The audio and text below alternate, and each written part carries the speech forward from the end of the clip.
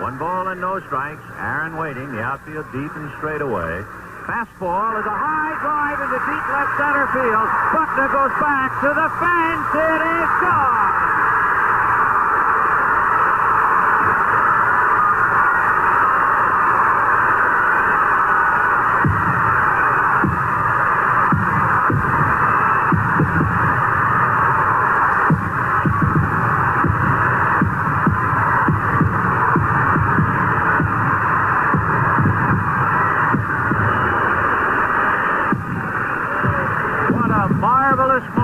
For baseball, what a marvelous moment for Atlanta and the state of Georgia.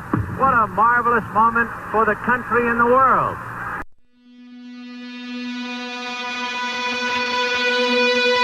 Welcome to SicEm365 Radio. Vital on the glass, thumb on the glass, and it's a great start for the Bears. SicEm365 Radio is presented by IdealMRI.com. High-quality MRIs for $497 or less. IdealMRI.com. Your health is important, so is your budget. Some years, the projected top 2 or 3 pick is more a potential pick, and Cade's a production guy, and that means he's someone that produces right now. He has an IQ that's of a 25-year-old, not an 18-year-old. The 3 o'clock hour is sponsored by Waco Custom Marketplace. Meats, sweets, Texas treats, and a cut above the rest. 425 Lake Air Drive, Waco.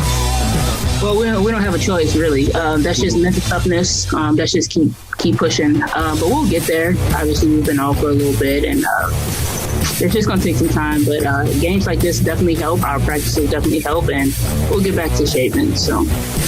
Now, here's David Smoak, Paul Catalina, and Craig Smoak. All right, here we go on this Friday afternoon, January 22nd. Paul, will you look up on your computer January 22nd, 1973? I believe for some reason that might have been the night that George Foreman knocked out and beat Joe Frazier. That just popped into my head, 1973, January 22nd.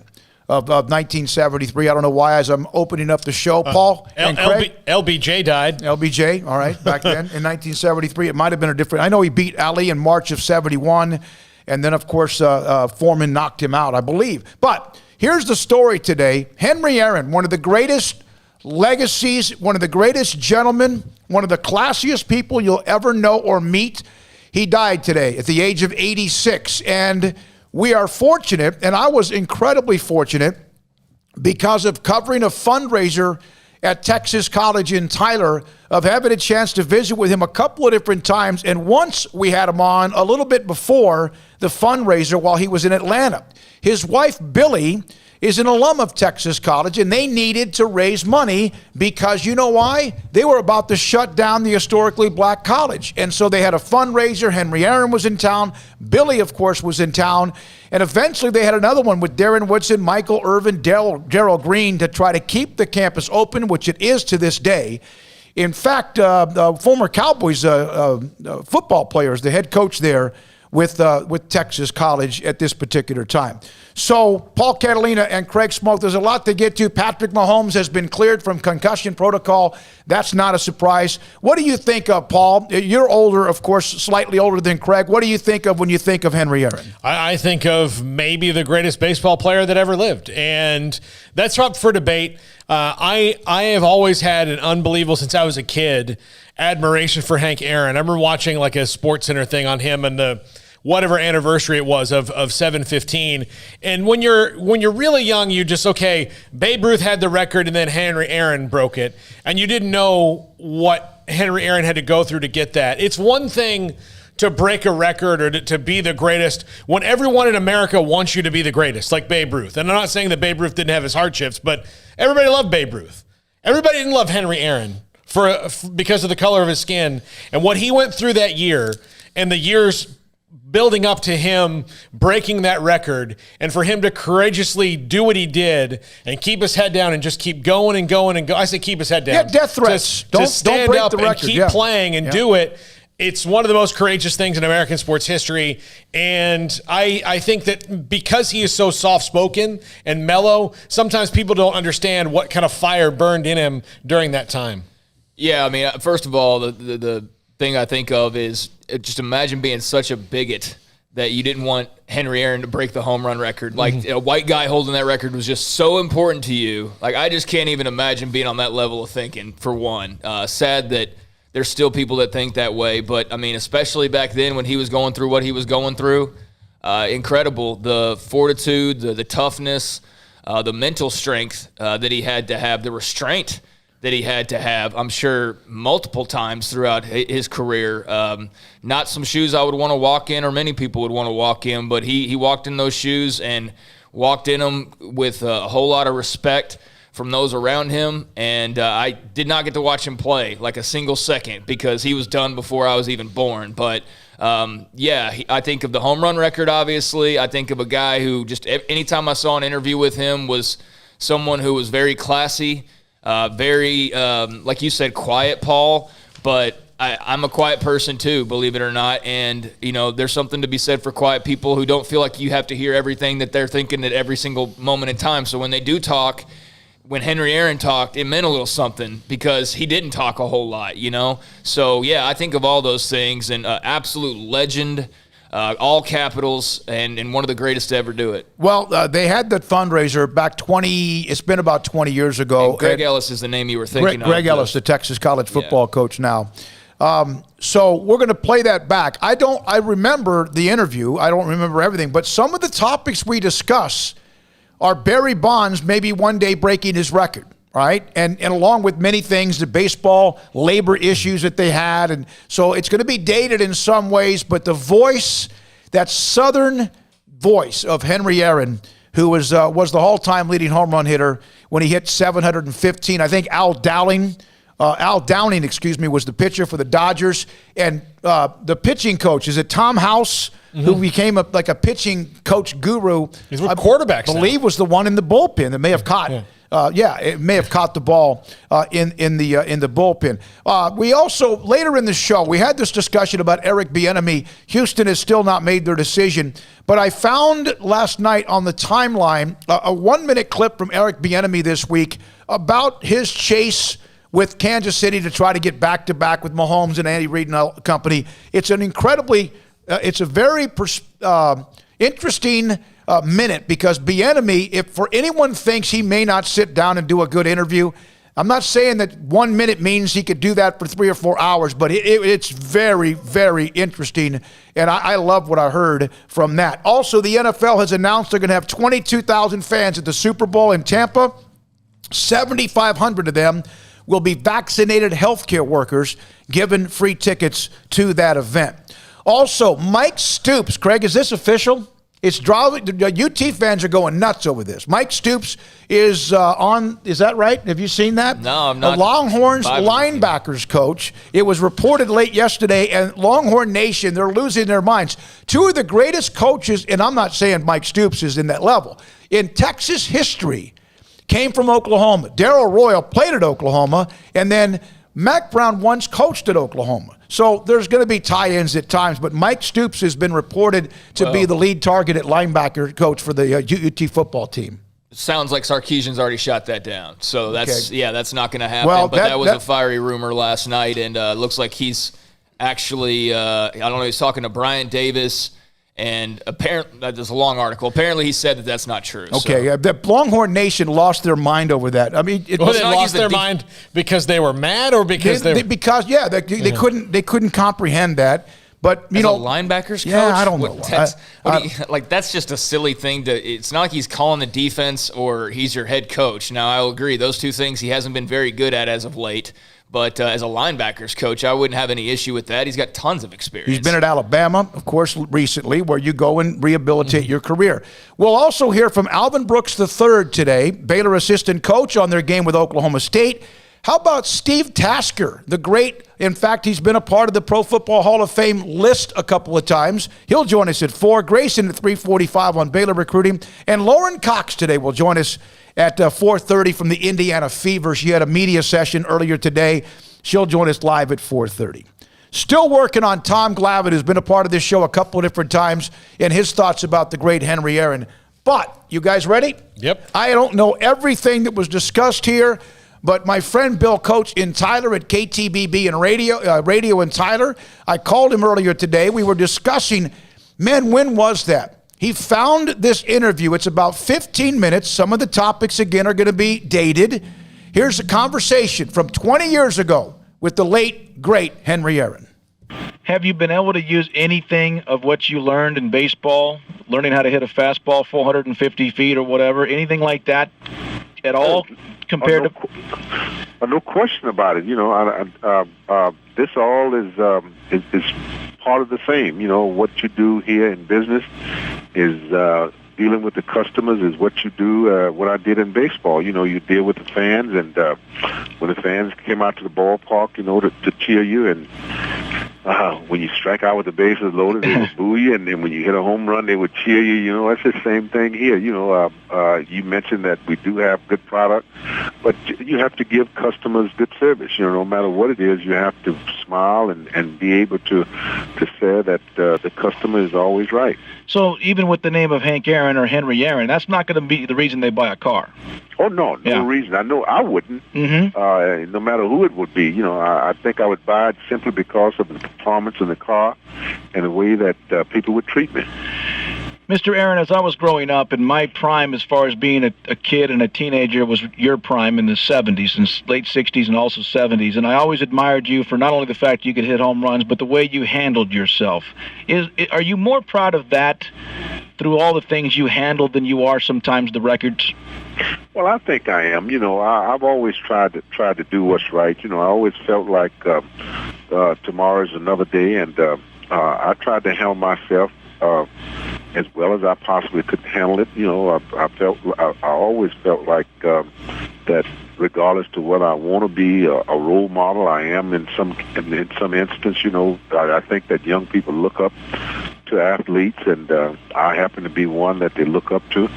So, I just feel like it's my obligation to carry myself in such a way that people are going to be proud of me. Do you miss the roar of the crowd?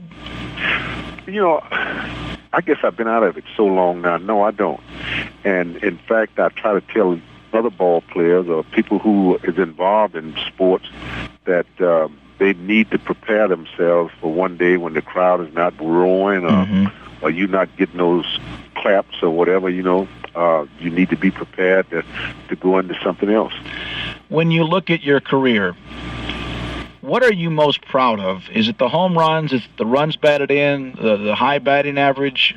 What is the one thing that sticks out the most? Because everybody relates you to the power and the production. I don't know. I guess I look at my career and I say, you know, I am satisfied with having a very good career. When I say good career, I mean not only in batting average, but runs batted in, runs scored, and I did a little of everything, you know. And it wasn't one of these kind of years like some of the athletes have today. Like some athletes may come up and hit 50-some home run, and the next year may hit 20. You know, I'm just proud of the fact that I was consistent in what I did. Well, you had so many years. In fact, it was pretty ironic because you wore 44. You had a lot of years when you hit 44 home runs, didn't you? That's true. I think I did that on several occasions.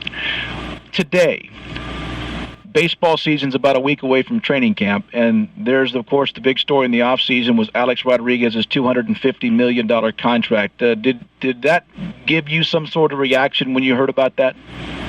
No, I didn't think about it one way or the other. You know, really, and even if I did, I couldn't do anything about it. I just never thought that anybody would be. I just don't know of anybody in the world is worth that kind of money. But maybe somebody in Texas seemed to think that Rodriguez is. You know, and I just want to wish them the best of luck. You know, it's baseball has gone into a new dimension, and players are demanding a little bit more of the gate, and I just be foolish to say I wished it had happened when I was playing, but it didn't, so I'm not worried about it. Okay, then my next question would be, do you feel like players today remember and respect what you all did, what you and Willie Mays and Harmon Killebrew and Frank Robinson and all those type people did to put the game where it is today? I think some players do. You know, not all of them. I think some players remember who you are, and they respect that. Maybe not all of them, but the ones that I have came in contact with certainly give me all the respect that I need. You know, I'm not out there looking for anything, but I just feel like they've given me everything that I need. I would think if you walk into a room with a bunch of young players, they know who you are and probably kind of look at you with their jaws wide open. Well, I don't know whether their jaws fly open. Yeah, but, mine will be. I'll tell you this. I'm not supposed to admit this as a journalist. I've talked to a lot of people in my life, and I guess some of my biggest thrills have been talking to you and Willie Mays, boxing with Joe Frazier and Muhammad Ali, and I guess maybe because I was a kid at the time when you all were, you know, really kind of breaking the records and in your prime.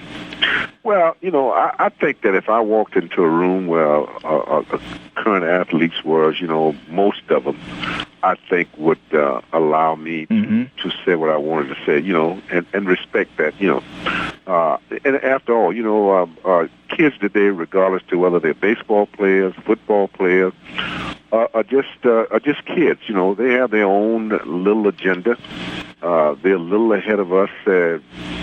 A little ahead of what we were, say, 20 or 30 years ago. And I think that's the reason for that is because of television, and they know a little bit more than we did, you know, so you have to respect that also. A couple of more questions, and one of them has to do with what could happen later this year in baseball. As you know, there might be another labor dispute on the horizon. Does that concern you? I've heard Mark McGwire, who has said that even if he was getting within, let's say, close to possibility of getting up in the 600 and 700 home run range, that if it happens again, he will retire from the game. Your thoughts on just the possibility of a baseball going through another problem, and do you think it can survive it again? Well, I hope not. I've heard some rumors to that effect, you know, and I just don't know. I do know that baseball has some problems, and as soon as everybody, not only the players, the owners, the union, and everybody else sit down and realize that there is some problem, that these things could be fixed. You know, it's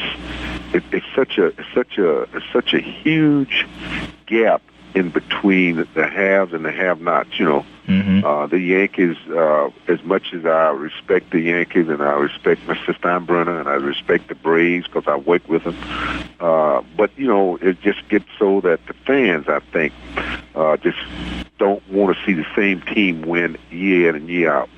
And I think that was an indication this year when for the last, 2 or 3 Super Bowls, you've had 4 different teams in the Super Bowl. Yeah. And that hasn't distracted any at all. So I think that baseball needs to sit down and say, hey, if the Yankees not in the World Series, if Cleveland in the World Series, or Montreal in the World Series, does that take away from anything? I don't think so. I think people want to see different things happen because I think they're getting tired of the haves and the have-nots. It seems like you hear these labor disputes. The owners say this is what's best for us, or the players say this is what's best for the players' union, but not enough maybe is said what's good for the game and the fans. That's exactly right. Nobody takes into consideration of the fans, and that's the most important thing, is because without the fans, you wouldn't have baseball. Without the fans, you wouldn't have sport. The fans are the one that makes it, and no question about it that I think that when all of these disputes, when they sit down and start talking, they ought to be able to say, hey, are we doing the right thing for the fans? Because you asked me a question a moment ago and I didn't answer it. Can baseball survive another strike? I'm scared. I would be scared, really, because it took a while before we came back this time. And I am just hoping that don't get to that point where we have another strike. One question about the home run record, and then I want to ask you about what you're going to talk about next week at Texas College. I've read many books, documentaries, and I've heard you talk about the home run record and the chase and all the things you had to go through, not only the pressure of the chase, but also some of the outside influences that tried to ruin it for you. And I think that's what I've always respected most about you, is how you handled yourself, and I mentioned that earlier. Do you sometimes, though, when you're laying down at night or if you're out just kind of relaxing a little bit, those type of times come back and you look at that and wondered what it would have been like had there not have been a lot of stupidity out there? Well, I think about it, but sometimes we learn from stupidity. I think a lot of things that happen to me, I think that people have learned from that. This is only a game of baseball, and only a game that we play. And if you find someone that is talented enough to play it, then you should go out and applaud that person, And I would say that that didn't bother me one bit, by people's resentment or whatever they wanted to do, But to answer your question directly, I think sometimes, not all the time, sometimes we learn from stupidity. That's exactly. Okay, now, next week you're going to do a speech on Tuesday night. I'm a part of that dinner with you, and my question is, do you have a particular something you're going to talk about in particular when you do speeches all the time, I would think? Well, I don't know. I'm going to have to wait and ask my wife what she wants me to talk about. I don't know. We all do. I guess my main thing is to come there to try to save Texas College. Right. To try to make people aware of the fact that if it had not been for Texas College, and my wife has said this many times, that she would not be where she is today, And God knows, I wouldn't be where I am today without her. So I feel like Texas College was good to me and was good to her. So I just feel like when she asked me would I come, I just feel like as much as I travel, I said, I am totally obligated to be there with her to support whatever she needs me to do and support Texas College. Where would you be without Mrs. Aaron? I probably would be somewhere in Mobile, Alabama, probably working somewhere on common labor, doing something, I don't know what, but she really has. She's been someone that has been, I just can't describe it. Really, she's been everything that I've ever wanted in my life. As they always say, you show you a man that's been successful, I show you a woman that stood by his side. She has been by my side for an awful long time, and I just don't know where I would be if it were not for her. Well, Henry, I don't know where baseball would be without people like you when I was growing up. Well, thank you. A lot of thrills watching you play. I really appreciate your time. I went to the 1971 All-Star Game, and I think it was D.C. Stadium back then. Willie McCovey hit a couple of home runs. I know you were in that game. Willie Mays and Frank Howard was my hero growing up because I was a big Washington Senators fan. And so, man, that was a fun time. Is baseball, if you don't mind, one more. Is baseball as good today? Not that it's faster, stronger, or whatever, but is it as good today as it was when you played the game? I think that the players themselves is just as athletic as they were, say, even probably more than when I played. I just don't know whether they are committed as much as they were, say, when I was playing. That has nothing to do with them as talent-wise, because we didn't get multi-year contracts. We got from year to year. So we had to perform every year, not only on a 2-month basis, but on a 6-month basis. We couldn't get sick. We had to play even though we had hangnails, was sick. Today, if a player signed a 6-year contract, a 4-year contract, if he didn't feel like playing, he say, hey, my check is going to come anyhow, And I'm not saying everybody do that, but I guess I'm answering your question by saying that today's athletes are as good as they were when I was playing. They're even better. These kids today can do 3 times more things than we could do, but dedication is something that wins everything. It reminds me of the last Super Bowl game. Everybody started talking about the Ravens versus the Giants and what the Ravens had and what the Giants had. And somebody said, the Ravens, as good as they are good athletes. And that's what I mean by saying that today's ball players are as good as anybody, and they have a right to be, because really they don't have to worry about keeping themselves in shape. They can build gyms in the back of their house, or they can have somebody that can train them all year long. So right after the season, when I was playing, I had to go and get a job. So, and not only me, but the rest of the players. So they had a right to be in better shape. On one of those young players today, and this is my final thing to you, just because I'm curious of your answer. I don't know if I've heard it before. One of these young players today, is there somebody there that you see that might one day break 755?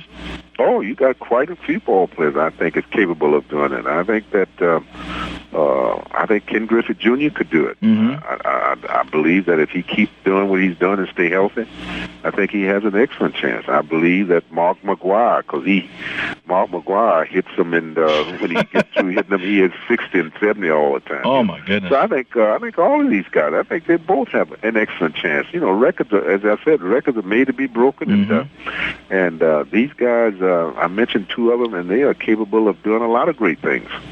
Mr. Aaron, you did a lot of great things. I'm looking forward to meeting you next week at Texas College and hoping to help that college as well. And thank you very much for your time on a busy day. You're quite welcome. Thank you. Thank you, sir. Thank you. Bye-bye. I cannot thank Bill Coates at KTBB Radio in Tyler enough. He sent that to us right before we started today's show. And I didn't think we were going to find it. That was 2000. Ravens and Giants Super Bowl, and that was a fundraiser the week before he came into town with his wife, who's an alum at Texas College. Man, I wish it would have been Ken Griffey Jr. That would have been great. But just listening to that, I mean, I love his Mobile accent. It just the way he was. And you hear like I said before, he was calm, and baseball was the sport that was the one that was breaking a lot of the barriers. And one of the things that, Branch Rickey said about Jackie Robinson was, he may have been the best guy, but he was the guy who could take it. He was the guy who could take all the things that was going to have to deal with it. And Hank Aaron is certainly that guy too. He was able to take it because he knew that it was not worth quitting over.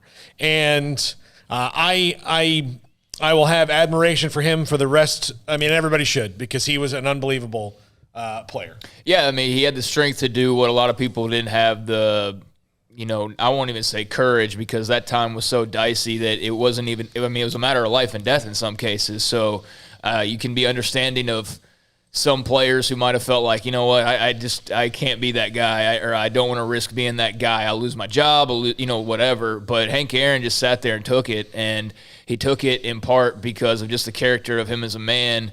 And I love what he said there, obviously gushing over his wife and loved her to death. But, he sat there and took it, and he did so in part because somebody had to push forward. And Jackie Robinson did it before him, and others did as well that don't get nearly enough credit.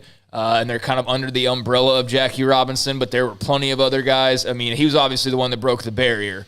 But, there's so many unsung guys. But for the ones that were, carrying the flag or the torch, so to speak, for breaking barriers and breaking down just ugliness, Hank Aaron's right there. And he pushed forward so that others could follow behind. And now, I don't think Major League Baseball is where it wants to be as far as African-American players. That's something they've always struggled with, but Hank Aaron, just legend, and there's a lot of players who played in the majors because of Hank Aaron. So his legacy, it's got branches all over. It's got roots all over as well, and an incredible human being that's going to be missed by a lot of people for sure. Classy, distinguished, soft-spoken. You think about him, and I hope you enjoyed that. And we're very fortunate that I was able to be found in the archives at the radio station in Tyler. But one of the things, and some of you have texted me, you're calling him Henry. I've always, just because of the respect, it's Hank Aaron, Hammer and Hank, I've always just called him Henry Aaron. But he also played where he was kind of, in a way, like golf was with Nicklaus and Palmer. You had Mickey Mantle, Willie Mays, and Henry Aaron. And there were other great names. And think about all the names in baseball in the last year, from just recently Don Sutton. Classy gentleman. It's our top 5 today, as a matter of fact. Is it really? Yeah. Well, I won't say any other names because that would take away from that. But he was, and he was even better when he came in the next week, sat down with an appearance with me on campus. And it was one of those things that when I heard the name, I was like, can we find that? Can we find it? And so, thank God we did. Impressive catalog they've got there at KTVB to be able to find that. I'll say that much because 21 years actually, after it's happened. I mean, I couldn't find anything probably from what I did 2 years ago. So that's pretty impressive to have that sort of a backlog. But, just a really impressive guy. And I'll say, hey, Texas College is still around. As we mentioned, Greg Ellis of the Cowboys is the head coach of the football team there. So 21 years later, and what he did back then certainly paved the way for them to still be doing what they're doing right now. I do have one little college football note for the Texas high school football fans out there. Some might remember the name K.D. Nixon. He's a really dynamic wide receiver out of DeSoto originally, went to Colorado. He put his name in the transfer portal a few days ago, and he's going to be heading to USC. So he will be joining up with Graham Harrell and company, but wanted to make mention of K.D. Nixon because of his DeSoto ties. And Josh McCown apparently interviewed today by the Texans, along with former Colts Jim Caldwell, Colts head coach Jim Caldwell. But Josh McCown, who played high school football at Jacksonville, played at SMU and Sam Houston State in like 20 years in the NFL.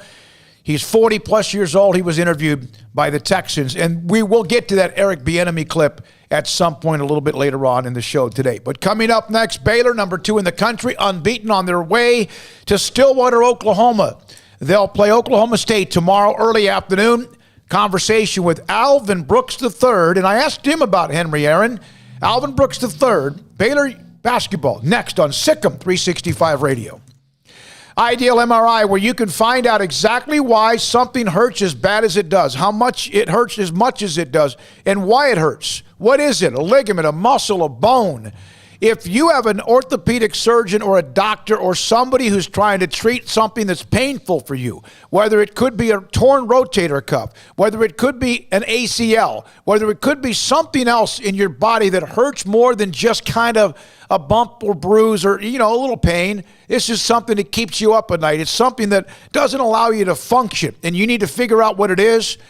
Ask your doctor about Ideal MRI in the Central Texas Marketplace in Waco, just off of I-35 and Loop 340. It's $497 every time, maybe less. An average MRI is $1,100, so imagine you're already cutting it in half plus some, and maybe even more. They'll help you with your insurance as well. Dr. Rob Maxey called me a few hours after I had my MRI back in late March to tell me what I knew, but then got confirmed because of the MRI with my left shoulder. Ideal MRI can help you save hundreds and hundreds of dollars, maybe thousands of dollars, and also your doctor, your hospital, your whoever knows about them because they are absolutely fantastic. State-of-the-art technology with their MRI machine, idealmri.com. At Baylor University, students find their place to shine. They're faithful friends and inspirational leaders. They're championship teammates and independent thinkers. They're on the cutting edge of high tech and in the halls of history. If you want to make the world a brighter place, you can. And if you want to shine in your own way, you can. The spark you need is already inside you. Bring it to Baylor, where lights shine bright.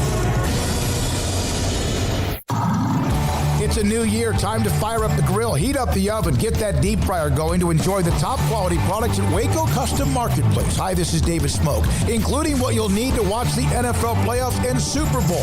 Ribs, sausage, links, brisket, chicken wings, bags of various snacks, and customized appetizer trays. Don't forget to order something now for the perfect home-cooked Valentine's Day dinner, which is closer than you think, including combo packs with ribeyes, fillets, and lobster tails. Live crawfish season is just around the corner. Absolutely the right time to fire up the grill, heat up the oven, get that deep fryer going to enjoy the top quality products at Waco Custom Marketplace. Waco Custom Marketplace, your family meat market, butcher shop and bakery with everything baked fresh with old-fashioned farmers market atmosphere. Serving Waco restaurants and families since 1940. Your one-stop shop for beef, pork, poultry, and seafood needs. Waco Custom Marketplace, 425 Lake Air Drive or WacoCustomMarketplace.com. Riverbend Liquor and Wine has their easy-to-access drive-thru open and convenient and clean in-store location on the corner of Lakeshore Drive and North 19th Street in Waco. Riverbend Liquor has the best and most extensive variety of craft beer selections in Waco, and Balcones whiskey, including single malt, pot still, baby blue, rye, brimstone, and the all-new lineage in stock. Riverbend Liquor and Wine, family-owned and operated, and a hidden gem in Waco on Lakeshore Drive and 19th Street. And find out more on Facebook and Instagram. Hey, this is Bryce Petty, former starting quarterback and two-time Big 12 champion, and I know firsthand the importance of being in top shape both on and off the field. So listen up, men. If you're feeling beat down day in and day out and looking for that high-performance edge that separates the men from the boys, then look no further than the Petty Clinic Low T in Waco. Petty Clinic is a comprehensive men's healthcare clinic with an atmosphere catering to men. Board-certified Dr. Kent Petty has a special interest in offering the highest quality medical care to men of all ages. Some of the services offered include screening and treatment for low testosterone or thyroid, infertility, high blood pressure, diabetes, high cholesterol, sleep apnea, while offering comprehensive wellness exams and complete men's health lab panels. High performance men, remember, it's not just a Petty thing. This is Bryce Petty, encouraging you to reach out and Google search Petty Clinic Low T or go to pettycliniclowt.com and get your complimentary lab screening today. In the market for a quality metal building? Since 1943, Pioneer Steel and Pipe has helped Central Texas residential and commercial customers with metal building design, panel options, building components, and trim options. Pioneer Steel and Pipe's residential line is energy efficient, offers low maintenance, reduces insurance payments, is impact resistant, and carries up to a 45-year limited warranty. In addition, they can also help you find a metal building contractor for your project. Pioneer Steel and Pipe with locations in Waco and Bryan and at pioneersboys.com. Welcome back to SicEm365 Radio. Call us on the Impact Health Labs caller line at 254-339-1122. For your company's mass COVID testing, log on to impacthealthlabs.com. Alvin Brooks III, Baylor men's basketball assistant coach, with us on SicEm365 Radio. Alvin, it's been obviously a tremendous run with the win against Texas Tech on the road in Lubbock, and then obviously on top of that, the win on Monday against Kansas. How has your team responded this week with back-to-back basically games on a Saturday, Monday, and then here you go with Oklahoma State? I think, just like most players, they rather play games than actually practice. And so I think, having high-level games, that does nothing but help our guys because they're all competitors. The way that the team reacted to Kansas, and we mentioned this earlier in the week as well to a couple of others, King, McClure, and even Fran Fraschilla, it was as if it was expected. And I know it was, because you guys are really, really good. What does that say about where you are as a program, that was just something that was business as usual? I think, I've been blessed to be in the Big 12 for 9 years, and I think a lot of times, a lot of mistakes of the previous teams that I've been part of is making the Kansas game bigger than the other games. And so I've been a part of one Big 12 championship at Kansas State, and I think the biggest thing is you have to win at least 15 games if you want to be the Big 12 champion. So our guys understood that no matter what happens, the game is going to be a win or a loss, and I think they handled it, very well. So now you have Oklahoma State, Cade Cunningham. They have tremendous guards. Obviously, guards seem like is the straw that stirs the drink, and you have a ton of them. When you see Cade Cunningham, what do you see? Well, first of all, he's a great passer to be 6'8". And so to be able to pass the ball as well as he does, and he's elite in pick and roll, and he can attack off of pick and roll, and to be 6'8", he's able to see over defenses and make the right pass. And, he's really good at isoing the ball and getting downhill. So he's capable of driving, and, he's shooting 39% overall from three. And so you have to guard him in every asset as far as a guy that big. And he has a pretty high IQ, and so in the wins he's averaging 16 points, and in the losses he's averaging 22 points. So it's not like a big difference. When I first moved here, it was 2010, and you guys were about to be in that stretch with Perry Jones, Isaiah Austin, and obviously with Quincy Miller as well, where you guys had some people that might have been looked at as maybe one and done type players. And it's not that you won't recruit Cade Cunningham. You'd love to have someone like that, but you've gotten away from that. What's the philosophy there? I think the biggest thing is just, finding the right guys. Obviously, if it's a one and done guy that is the right fit for us, then we're not going to pass that opportunity up. We've had a lot of success on finding the guys that fit us, and so it don't really matter if they one and done or if they have to sit out or they freshmen. If we, as a family, they fit us, and as a kid, they fit us, then we definitely want them a part of our program. Alvin, I saw the video with Jerome, Coach Tang. He's shooting free throws to 3 in a row. and I even reached out to you on that. And I was like, Alvin? And you responded 3 in a row. So give me a little background, because it just, to me, and I know other staffs and teams and programs have that kind of camaraderie and togetherness and all that. But this is something that at Baylor with Scott Drew and company, you guys have something that's beyond special. Yeah, Mr. Coach, Coach Serge, he's an assistant coach at Marist, and he posted a video and he challenged me to make 3 in a row. And so after I made my 3 in a row, I challenged Coach Tang, and that's someone that he really wanted to do it. And so we were teasing Coach Tang that there was a lot of rim on his 3 shots. And so he said it didn't matter as long as they went in. Well, I guess it counts, right? As long as it goes in the cylinder. How many times is it 3 in a row without the rim, or is it 3 in a row? And how many times did it take him to do that? I don't want to say. It was more than once for sure. I was recording and I had to press stop more than once. So. Yeah. But he always says that he's the best shooter in the gym, no matter what gym he walk in. Yesterday must have been a bad day. Oh my goodness! How much fun do you guys have, Alvin? I know it's a grind and it is a push, and even King McClure Wednesday mentioned that he got a call one time when he was a player from Scott Drew at 1 o'clock in the morning, which for a college kid's not like it is for me, but yeah. It's always something. But it seems like you guys are having so much fun. Yeah, it's definitely a grind, like you said. We spend a lot of time helping as much as we can our young men make sure they're successful, and so it's always a grind, but it's a blessing to be in a grind with people that you care about and you love. And so we have a lot of fun.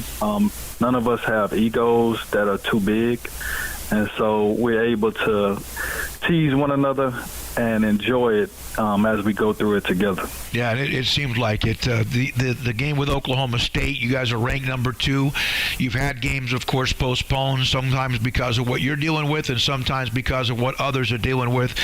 Is that added stress in any type of way to the team or the players, or has it gotten to the point because of what it's been for the last 9 or 10 months around this country with COVID that you're almost numb to it? It's kind of both, to be honest. I was watching a game last night, and I seen a stat. They said as of last night, there have been 1,105 canceled or postponed games. Wow. And just 431 in a month, and it was 87 this week. And as of yesterday alone, 32 games were canceled or postponed. And so we try to look at it as a blessing to be able to play a game. And so, like you're saying, having the opportunity to play Saturday and Monday, we look at that as, a blessing because, some schools not even playing at all. And so we have guys that love to compete and love basketball, and, we love to coach it. And so, and to have the blessing to be able to play tomorrow, hopefully, both teams have to pass the test, and so hopefully both teams pass the test and we're able to all do what we love to do. I heard that Texas Tech probably put as many as they could humanly possible within the capacity range into their arena last Saturday, and as your giggle says it all, because I was told it was I had somebody that was there, a Baylor fan, that told me, man, if this is whatever percentage it's supposed to be, that it must 25%. Be a 20,000. Yeah, it must be a 25,000 seat arena. But the event, the atmosphere you guys had Monday, and obviously the protocol is there and checked, was also very energetic.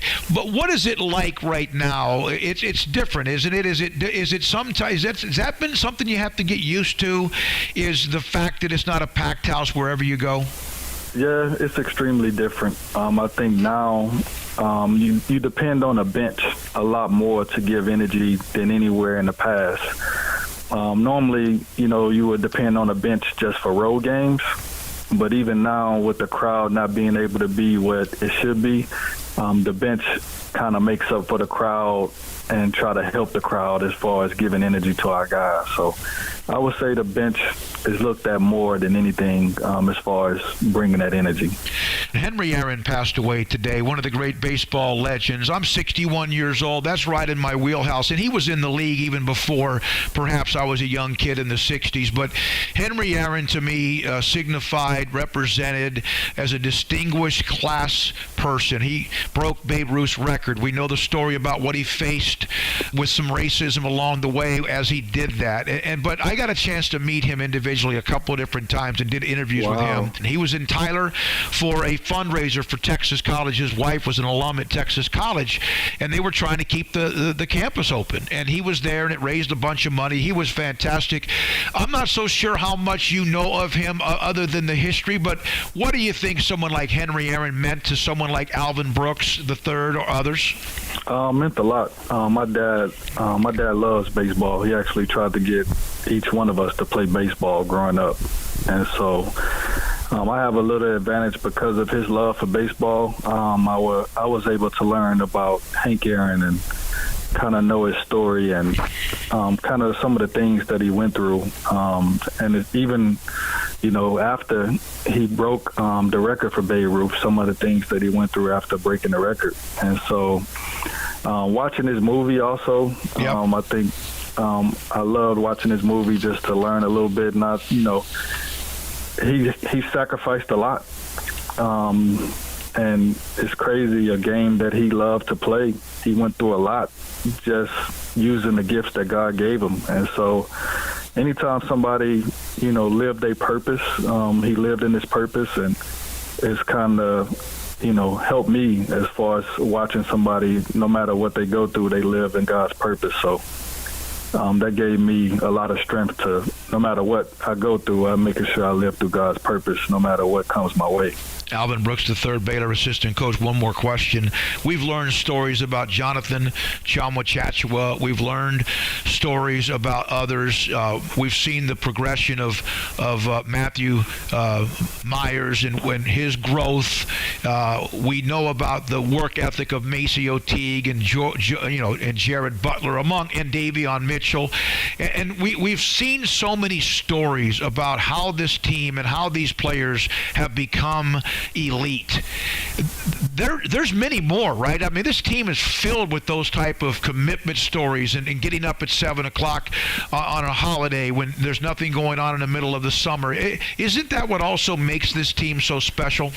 It does. And I think one underrated thing is the guys that play on the scout team. And, I mean, they really, really help us get better and prepare us for every game.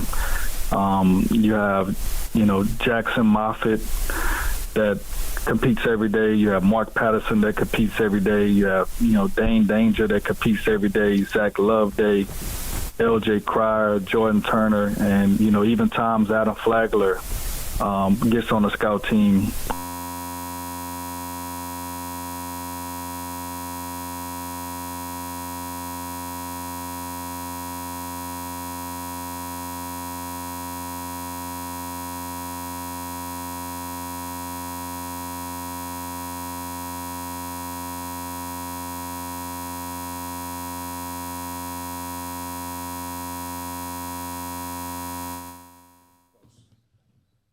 PettyClinicLowT.com. Do you want to be the high-performance man that you think you should be, or you need to be, or you're not quite who you want to be when it comes to your whether you sleep, you don't sleep well, you don't have much energy, you're lethargic, your sex drive is not what it needs to be or what you want it to be?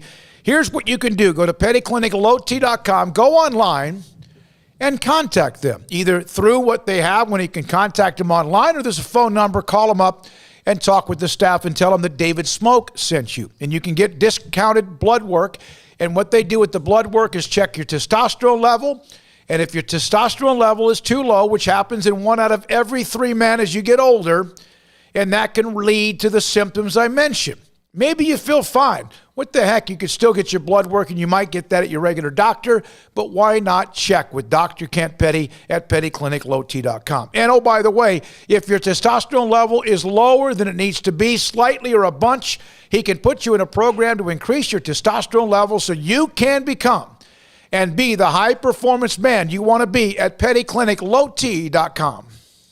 Start the new year with a new Ram truck from Allen Samuels. Ram's impressive towing capability, heavy-duty payload capacity, and smooth ride have earned Ram the Motor Trend Truck of the Year yet again. That's 3 years in a row. Check out the new 2021 Ram 1500 Lone Star Crew Cab with up to $7,250 in total value. Or take advantage of 0% for 60 or 2.9% for 72 and get $3,000 in rebates. It's the Start Something New sales event at Allen Samuels, your friend in the car business. Shop now at AllenSamuelsDCJ.com. See dealer for details. All offers have credit requirements. Boozers is the wedding ring store and more. If you're ready to get engaged or already married and want to upgrade your wife's ring for a special anniversary, Boozers is the place to go. With the largest selection of premier quality diamond engagement rings and wedding rings in Central Texas. They have 7 cases with over 300 styles of rings from top designers like Natalie Kay. Choose from yellow, white, or rose gold, plus beautiful top quality loose diamonds. With an in-house jewelry, they can also custom make anything you want. Bring in a picture or drawing and let Boozers create your one-of-a-kind pendant or ring. They can even use some of your old gold and diamond jewelry to create something new. At Boozers, you'll find a great selection of quality timepieces, and Boozers is the place for expert watch maintenance and repairs, too. They specialize in expert Rolex watch repair for fine jewelry, watches, custom work, and more. Go to Boozers on Valley Mills and Lake Air Drive in Waco. Boozers, the wedding ring store and more. One size fits all. That may be all right for an adjustable belt or cheap sunglasses, but when it comes to your financial needs, no one wants a one-size-fits-all strategy. Cam Heathcott, your Edward Jones financial advisor, knows that his most important goals are yours. That's why he takes the time to understand your needs, knowing you. That's how Edward Jones makes sense of investing. Cam Heathcott, covering Conroe and Houston, 936-756-7717 or cam.heathcott at edwardjones.com. Edward Jones, member SIPC. At Ideal MRI, we feel blessed to be a part of the Waco community. We're a small family business right here in Central Texas, and our goal is to bring down the cost of healthcare while maintaining high quality. At times like this, the cost of healthcare has never been more important, and unfortunately, significant illnesses and injuries still occur. That's why Ideal MRI is open and here to serve you through the difficult time. We offer premium MRIs just like a hospital with state-of-the-art technology and specialists, but you'll pay less. sometimes thousands of dollars less, whether you're using insurance or not. At Ideal MRI, we accept most insurance, and there are no hidden costs, even offering financing if that's needed. Everything included in the price, and you'll not get something as a surprise in the mail later on. If you need an MRI, ask your doctor about Ideal MRI. They'll know. You can schedule an appointment safely from home online in minutes at idealmri.com or give us a call, 833-IDEAL-MRI, idealmri.com. After my first car accident, I feared the biggest damage would be to my wallet. I expected a mountain of bills and a long, drawn-out process. But my Texas Farm Bureau insurance agent was there when I needed her and helped me get back on my feet and in my car in no time. Instead of a hassle, I got reassurance and a quick recovery. Stop by and see our agents at one of our 3 McLennan County locations. Coverage and discounts are subject to qualifications and policy terms and may vary by situation. Welcome back to SicEm365 Radio. It's time for our weekly segment with Grayson Grundhafer of SicEm365.com. Brought to you by Pioneer Steel and Pipe, where customer service is their main focus, and best in metal, steel, and pipe for large or small projects, with 2 locations in Waco and Bryan. Family owned and operated since 1943. We have 5 people that we will let you know about who are helping us, supporting us, making us either sound better, and God help them try to make us look better on the set of SicEm365 Radio. We'll introduce them in the next hour for being a part of our show, and we appreciate the behind the scenes, but these guys are the ones that make us who we are. And we get to do the fun part on the radio or TV, but we'll let you know. We have 5 today in studio. It's fantastic. We're now joined by Grayson Grundhafer, SicEm365.com, with us on Fridays. Grayson, I know that there's been a lot of other things going on with offers, but I want to get into some of these preferred walk-ons. In fact, Jaden, Marinan or whatever, a linebacker from Katy, has accepted a preferred walk-on. How much are they doing, and who's in charge of that preferred walk-on program for Baylor? Yeah, that's a really interesting thing that is happening right now, and I'm sure pretty much anyone that is following Baylor recruiting has seen a lot of preferred walk-on offers going out right now, and a few have also been accepted. Baylor's doing a great job at hitting some big-time programs. Jaden Marinan is out of Katy. They put out 2 offers to 2 Austin Westlake kids, Hayden Bray and Michael Taft. So they're really doing a good job at hitting those big programs for these walk-ons and trying to get high-quality guys who maybe don't have the athletic testing numbers to maybe get a Power 5 offer, to get a Baylor offer specifically. Smokey, it's interesting because in the past, I honestly think it was David Wetzel was actually a big part of that as far as just kind of organizing that.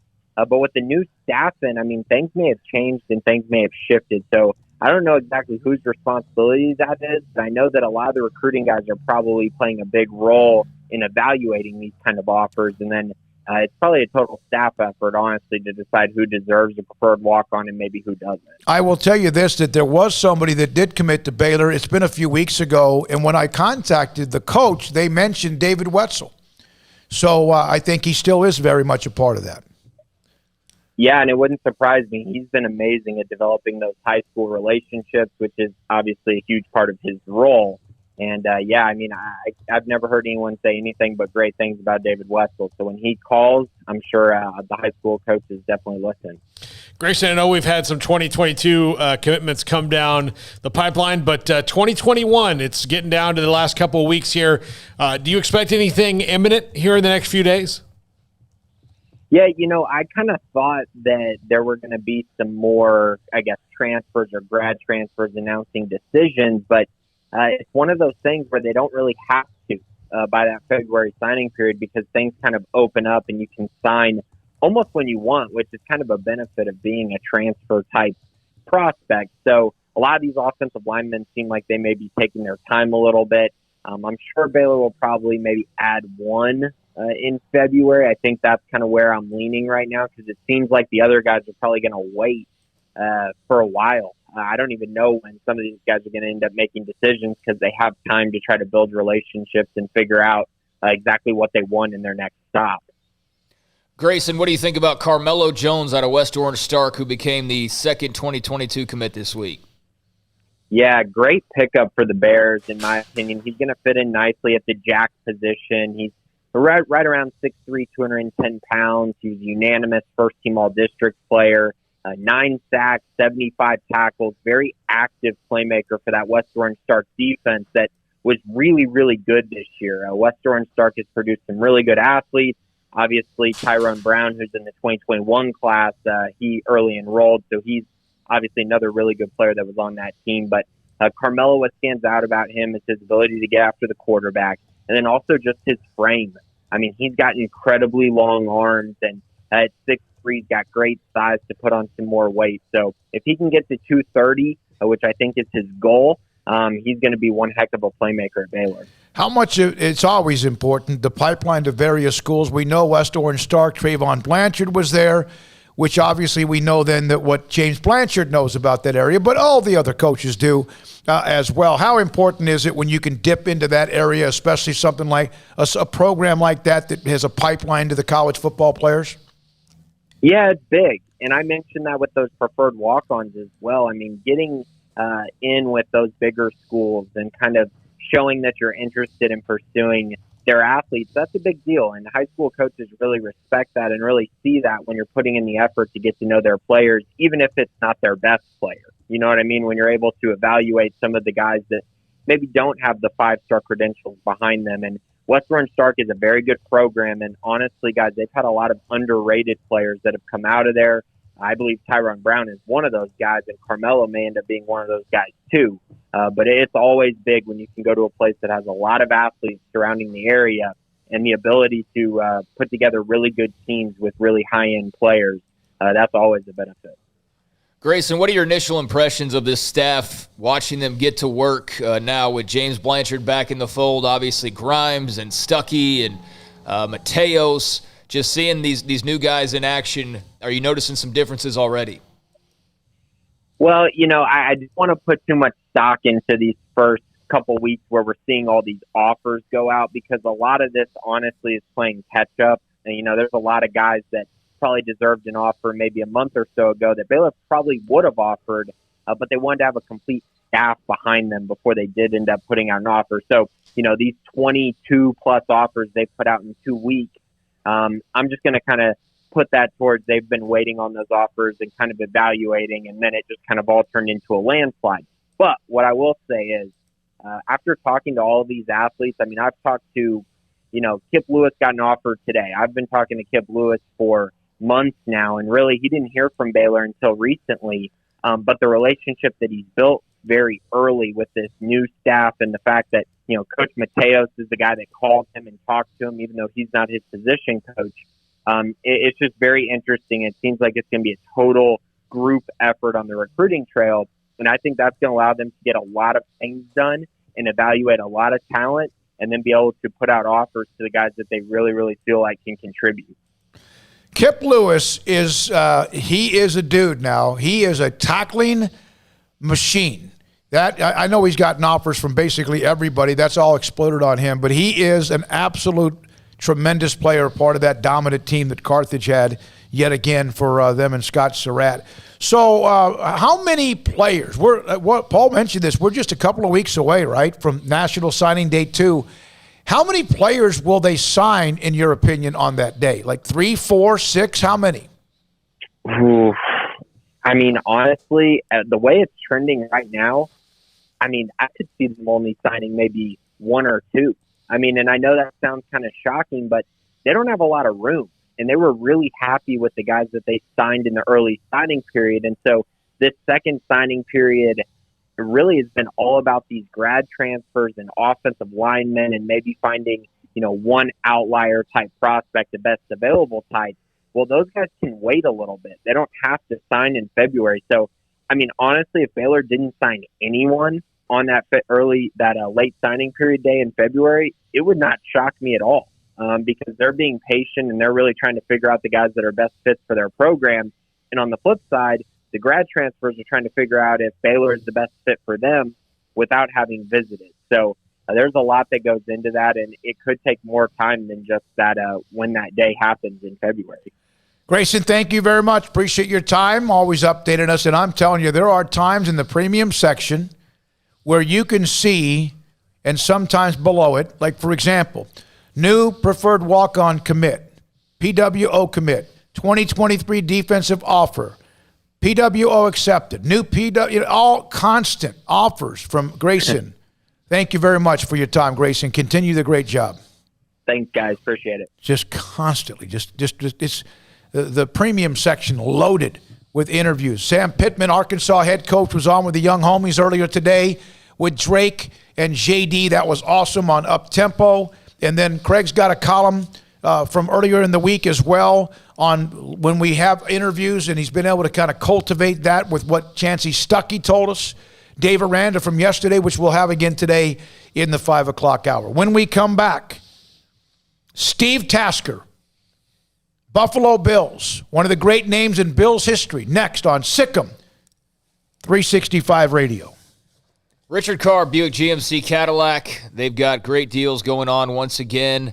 They were offering great deals all throughout the pandemic. The pandemic's not over, of course, but Richard Carr has kept those great deals going on all of this time, and you need to take advantage while you can.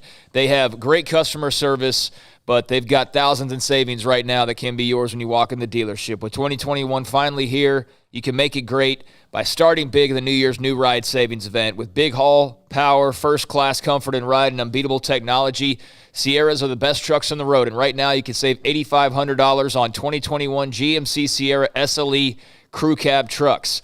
Also during the New Year New Ride Savings event, maybe you're looking for a top-of-the-line midsize SUV. Well, right now Richard Carr is offering $6,250 off a 2021 GMC Terrains. Also offering $4,500 off of the stylish, intelligent, and nimble 2021 Buick Encore GX, which includes on-the-go Alexa technology.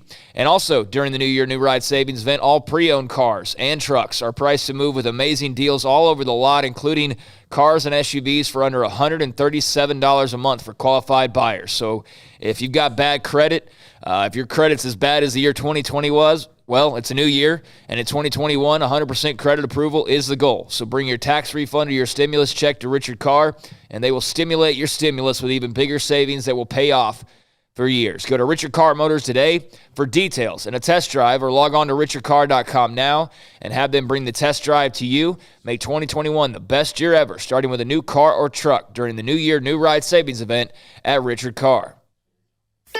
Don Humidor, your home with a 48-foot walk-in humidor with the elite cigar brands from around the world, including the #1 cigar of the year, Aging Room Cuatro Nicaragua. Plus, they have the great brands like Macanudo and Artur Fuente, Rocky Patel, Aston, and so much more. CBD, great for sore muscles, aches and pains, sleep, Vita Dreams, and anxiety, mild depression, general health and wellness. Their staff very knowledgeable on the subject. If anyone is curious about CBD, ask Carol and Ashley. Don Humidor in the Townwood Shopping Center off Valley Mills in Waco. From the first workout to the last practice, sports is an incredible challenge. Hi, this is Dan Ingham with the First National Bank of Central Texas, and we're proud to support each athlete, every parent, and our educators. From families, small businesses, to the biggest industry, we're here to help. With remarkable products like First Free Checking, we've got banking ideas that fuel big dreams. The First National Bank of Central Texas. Familiar faces making local decisions. Member FDIC, Equal Housing Lender. Carr has the trucks, man. They have the one for you. Crew cab, short or long bed, silver, black or blue. Texas size selection, great prices too. Richard Carr, he has the truck for you. Carr has the trucks, man. He has the truck you need. If you want the best truck, you want a GMC. Texas size selection, great prices too. Richard Carr, they have the truck for you. Do you or your kids get nervous about going to the dentist? Stonewood Dental, Dr. Steve Childress, he can help. I've spent a career taking care of patients who as children had bad experiences, and now they're adults that hate going to the dentist. If I get a kid at 3 years old and they come every 6 months and it's a happy experience, it's normal for them. Now they have an accident at 6 or 7 or 8 at school. Now they have a broken tooth or a trauma, and they have to come here. They're used to lights, they're used to water in their mouth, they're used to experience, they already trust us. it's amazing what we can do with that kid without it being a negative thing. But if I see a 6 or 7 or 8-year-old that's never been to the dentist, and now they have a trauma or an unfortunate unexpected toothache, it's harder to do that for that kid and it not be somewhat of a negative experience. So bottom line is I try to teach kids and adults and teenagers and everybody the way I'd want my family treated, which is where it's a necessary part of life. You just take care of it. It doesn't have to be that big a deal. Learn more, stonewood-dental.com. Let Camille Johnson Realtors guide you seamlessly through the process of buying your dream home or selling your current one. Commercial, farm and ranch, or residential, Camille Johnson Realtors can smoothly and successfully lead you through any transaction. With a team of 28 experienced agents who are excited about serving you, Camille Johnson Realtors services the entire greater Waco area. If you're in the market to buy or sell, contact Camille Johnson Realtors, 104 Midway Center in Woodway, or find them online at www.camillejohnson.com. Camille Johnson Realtors, elegant, charming, warm. Welcome home. Southwest Sports Medicine and Orthopedics, the team physician of Baylor Athletics. Our doctors specialize in the diagnosis and treatment of any and all sports-related injuries. Celebrating over a decade of service in Central Texas, our doctors are equipped to handle a wide range of issues, whether it's your foot or ankle, orthopedic spine care, your hand or wrist, knee and shoulder pain, or if you're in need of our arthritis or total joint clinic. Come see us at the new Baylor Scott and White Ted and Sue Getterman Sports and Orthopedic Center. Trusted doctors at Baylor Trust, Southwest Sports Medicine and Orthopedics. Our goal is to get you back in the game. Welcome back to SicEm365 Radio. See if the Bills are coming. They block another one. Tasker going after it. It will be a safety. He couldn't control it. And for the second time today, the Bills have blocked a punt on Haran. And for the second time today, they pick up a bonus 2 points. The 4 o'clock hour is sponsored by Boozer's Jewelers, the wedding ring store, specializing in custom jewelry and repair, all in-house. Now here's David Smoak, Paul Catalina, and Craig Smoak. 7 times Pro Bowl, 7-time first team All-Pro, part of the Buffalo Bills Wall of Fame, played with the Oilers, and then eventually for a long time was a staple of the Buffalo Bills from 1986 to 1997. And Steve Tasker joins us now on SicEm365 Radio. Steve, thank you very much for your time. What has this run by Buffalo meant to Buffalo and even for guys like you that were a part of their great run back in the late 80s, early 90s? Well, it's pretty rewarding, particularly for a fan base that actually grew over the course of 20 years of some pretty mediocre play by the franchise. 17 years they were out of the playoffs, and the fan base actually got bigger. They take great pride in this region for being, a fan of this team, and they just passed it down from one generation to the next. And now there are a lot of people who are fans of this team that have never seen them, of course, this deep into the playoffs, and it's pretty special for the older generation to share with the people they grew up telling how great this town is when the Bills are winning. So it's pretty fun. Is Josh Allen, not only ability-wise because he's been fantastic, but personality-wise, kind of the perfect guy for Buffalo? Yeah, listen, he's the kind of guy, I got to be honest, he would be great in any team. He knows, he thinks that he fits here in Buffalo, and I think he does fit here in Buffalo, but he is such a tremendous kid. I'm pretty sure he would be successful whichever team they plunked him down into, but certainly he loves it here. He got with the right organization at the right time. They were very patient with him in the beginning. They gave him all the support he needed. He got great coaching, and he has taken to it. He's very intelligent. He retains information. He learns things, he repeats mistakes very seldom. And his progress is a combination of the people around him and his own blood, sweat, and tears that he's poured into it. And it's pretty amazing to see the progress he's made, particularly this past season. What is it about head coach Sean McDermott that he's been able to turn this thing and not only turn it, but turn it in a pretty quick amount of time? Well, he's really sharp. He's very consistent. He's brutally honest with his players, but he's brutally honest in a way comes from a spot where that these players know he has a great deal of affection for them, but he doesn't pull punches on them. He wants what's best for them, He knows them as people, not just players. They're not employees. They're people he actually knows and cares about. And it's a real relationship he has with them, but he doesn't sugarcoat things for them, and players really appreciate it. It's a hard enough game to play when you don't know exactly where, when you feel great, but when you don't know exactly where you stand or what the coaching staff thinks about you, sometimes it's a detriment to your ability to play well. And Sean doesn't let that go. He tells guys what they think about them. They bench guys, they promote guys constantly. They have no problem benching players that have big contracts if they're not producing. Plug them in. They'll sit them down for a week until they earn their way back on the field. And the players really respond to that at every level.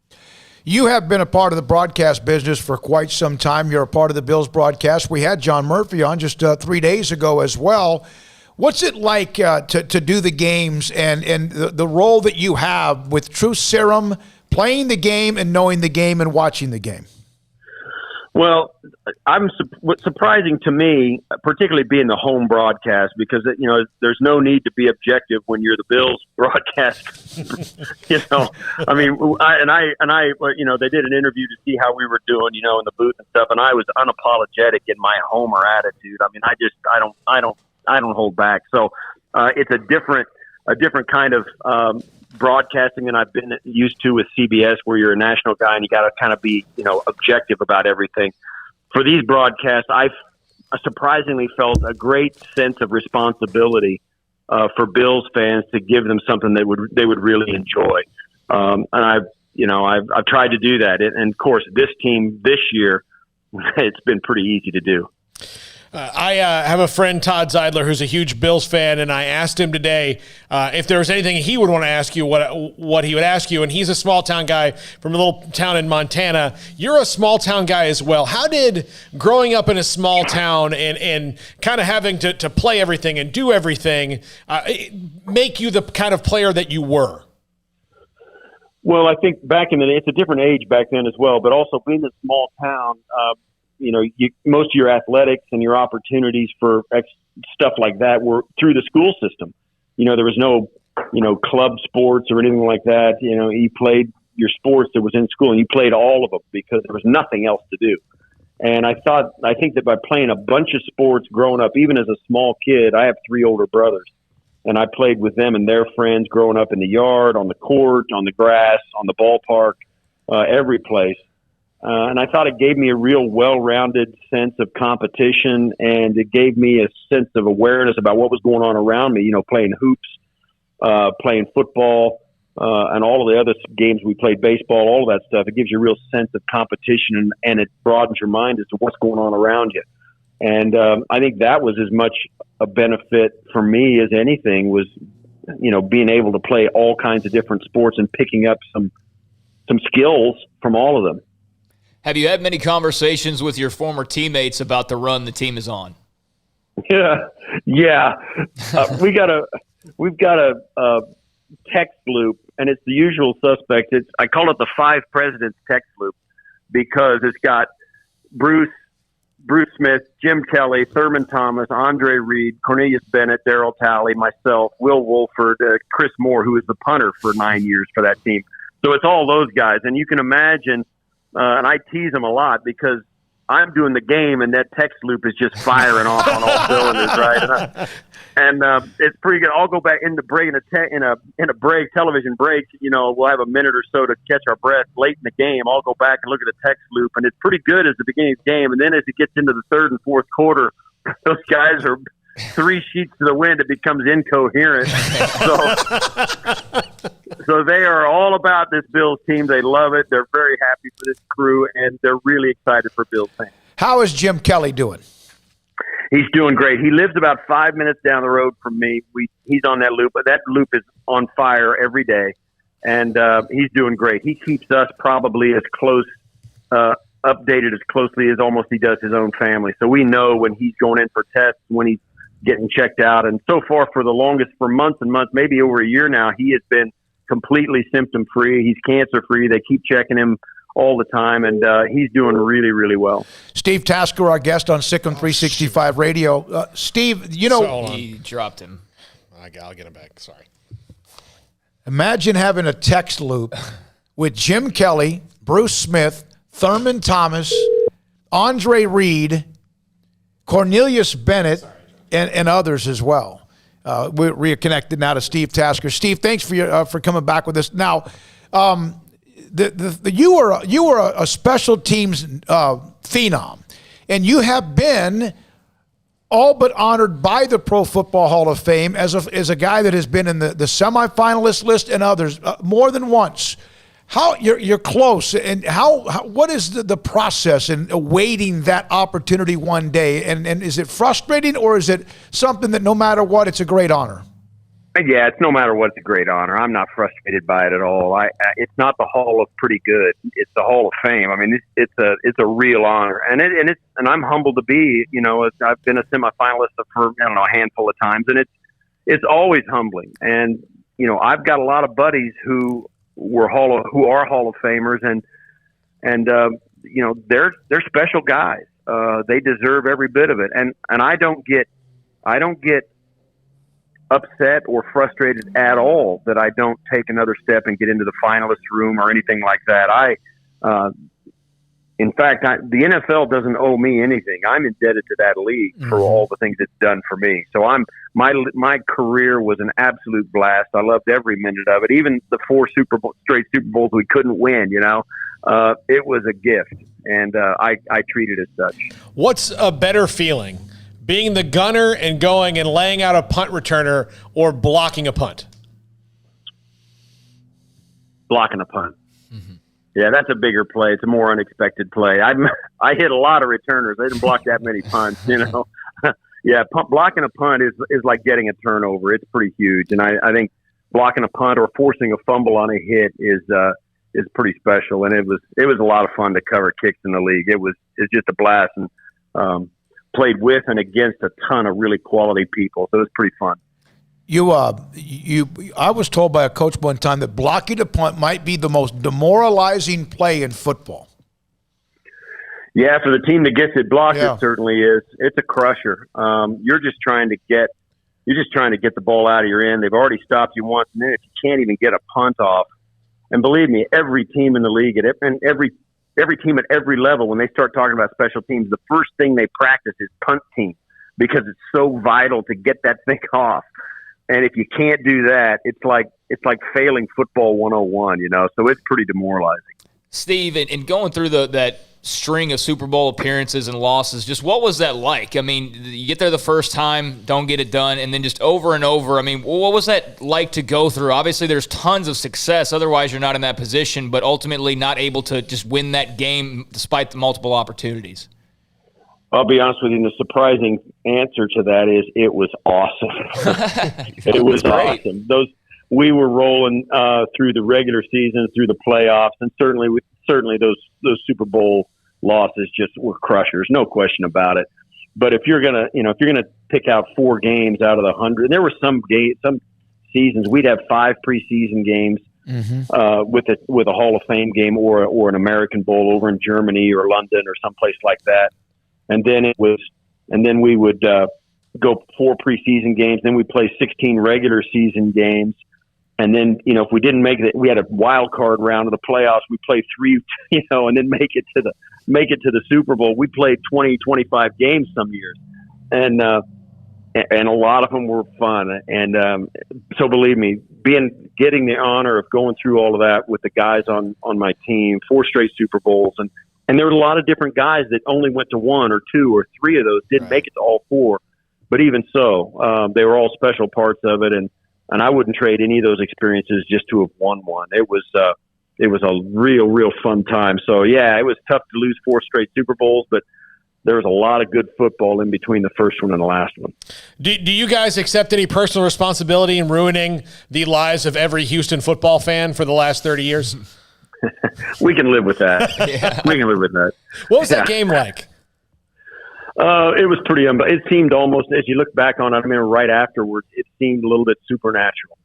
So many things in that second half of that game had to go our way, and so many things had to go against the Oilers, and they all worked. There were balls going through Oilers' hands for interceptions. There was, missed penalties. There were penalties that went our way, plays that went our way that, we just had no business happening. And not all of it was a mistake by the officials or a lucky break by us. Some of it was just stuff that happened.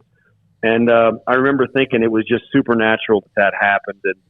And it's really a lesson for every team out there. When things are going bad, you may as well just keep playing because sometimes you do get lucky. I think it's funny that Frank Reich gets to play against the Houston team twice a year. I know it's a different team, but it's the same fans, and they still get to hate him even that much more.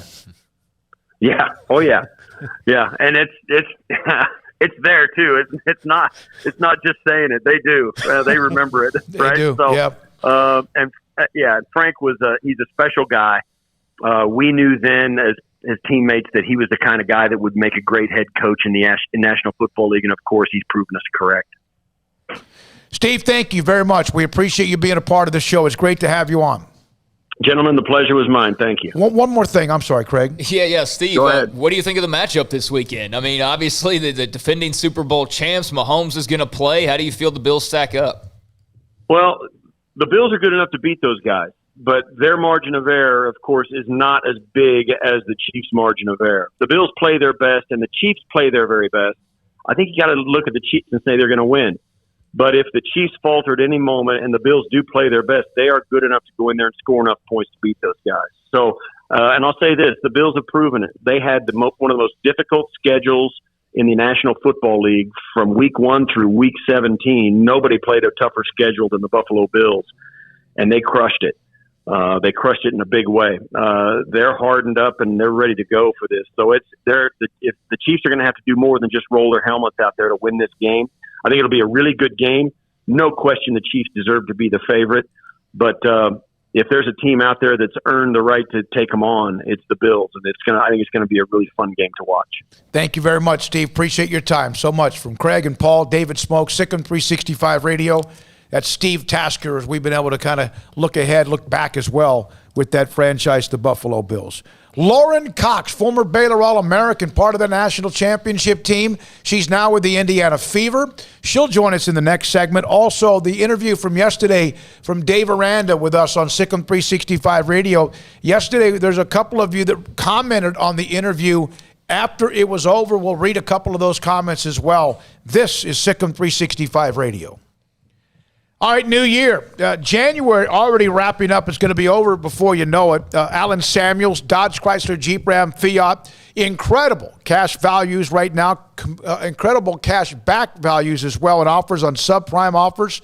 For example, the 2020 Dodge Charger SXT. Total values of $5,670 or 0% financing for 72 months. Standalone APR.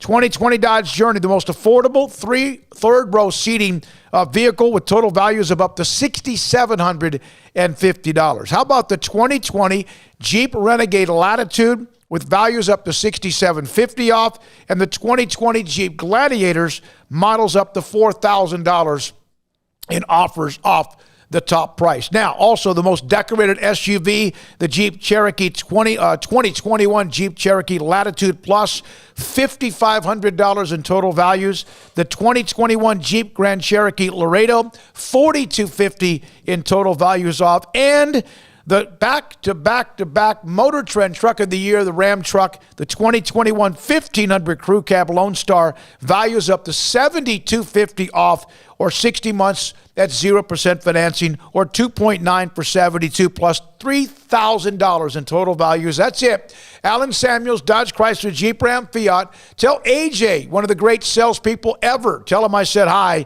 At Alan Samuels, Dodge, Chrysler, Jeep, Ram, Fiat, Loop 340 east of 84 in Waco. With more than 160,000 alumni worldwide and counting, the Baylor family is growing. And through the university's expanded Baylor alumni program, the family is growing closer.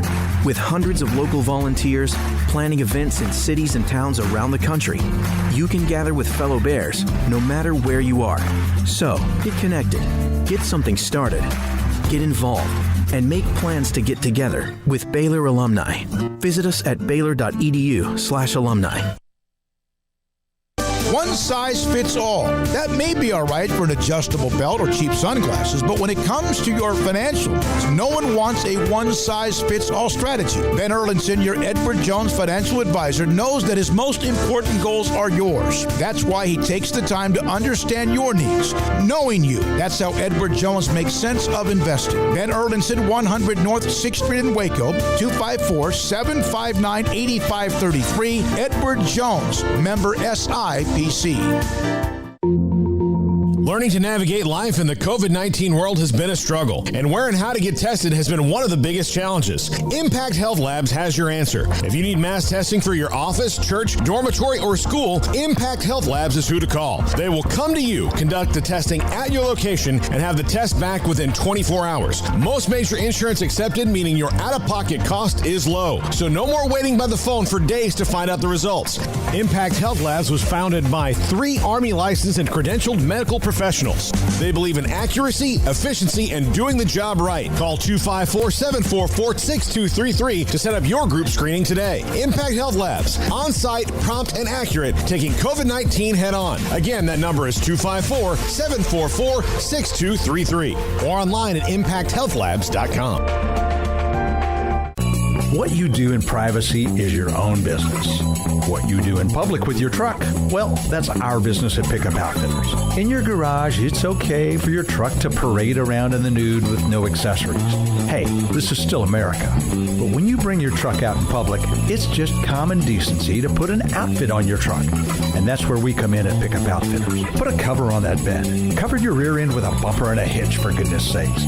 There are women and children on the roads. And guys, don't leave your tools exposed. Put them in a toolbox. Be proud of your truck and stand tall with a lift kit. Or improve your truck's posture with a leveling kit.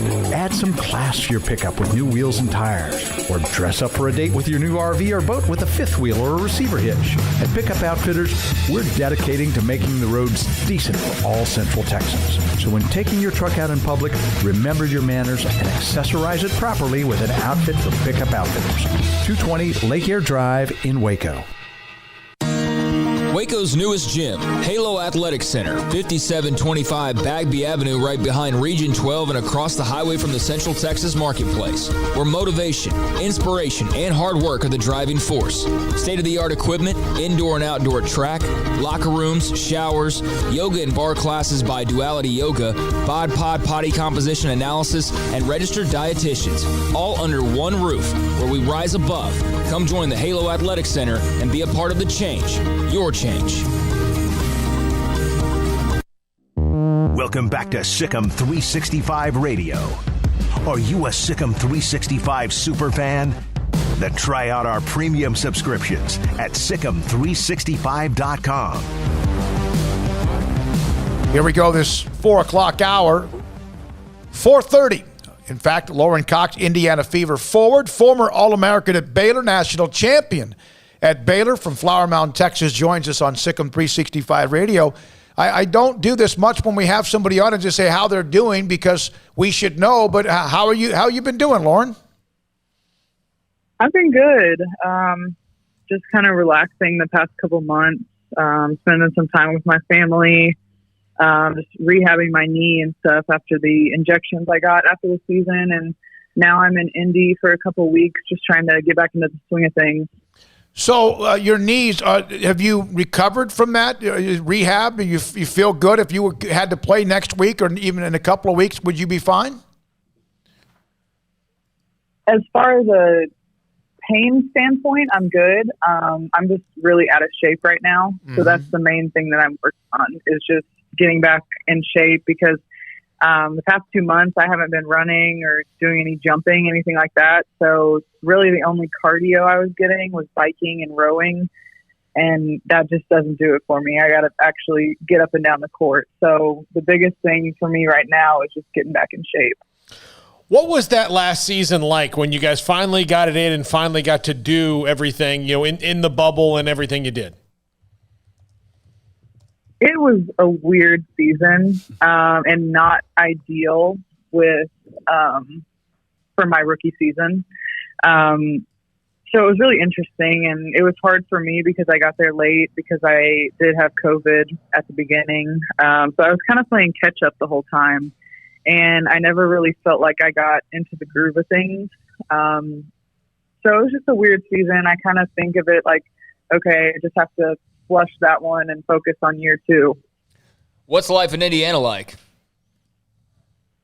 It's been good. I haven't really spent much time here, going to the bubble and all that. So it's been nice to see Bankers Life, to kind of go around the city as much as I can, with all the COVID restrictions, but just getting out as much as I can and exploring. So it's been pretty good so far.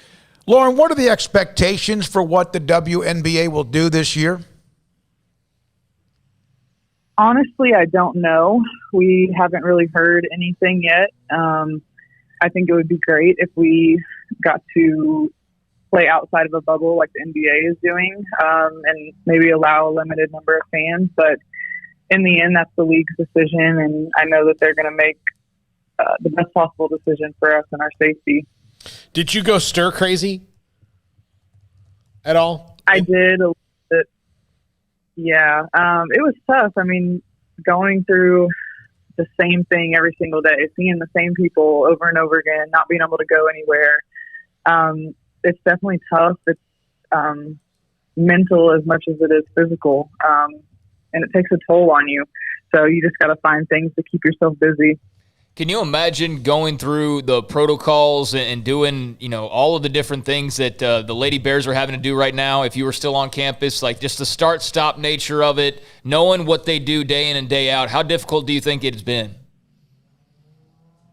I'm sure it's been really difficult. I mean, I can kind of relate, just like the testing, everyday testing, not being able to go many places besides practice, games.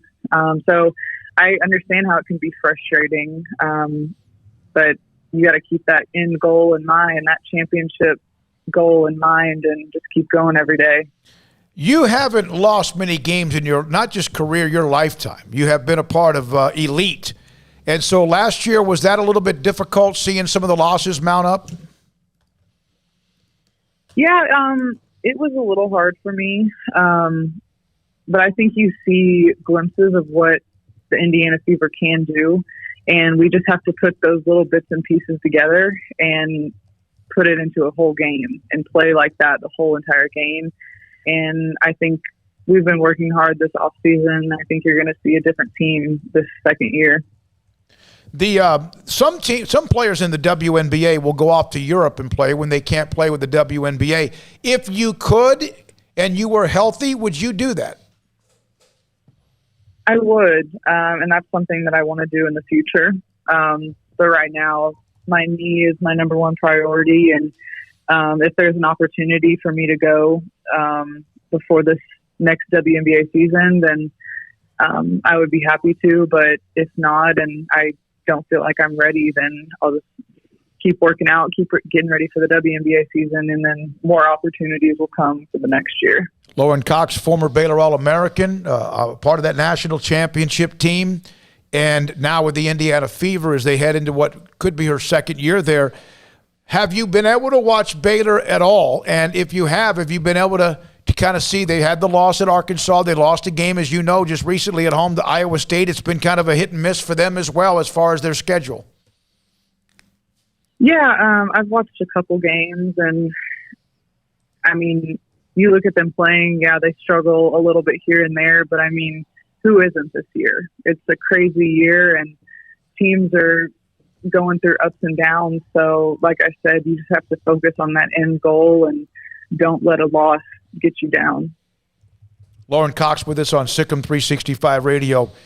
What do you remember most when you won the national title? I know the end of the game was, almost tragic with what happened, but you bounced back, and obviously that was the best news ever. And then last year you guys were on your way to maybe winning it again. What memory do you still have of that game against Notre Dame, other than obviously the end when you fell to the ground?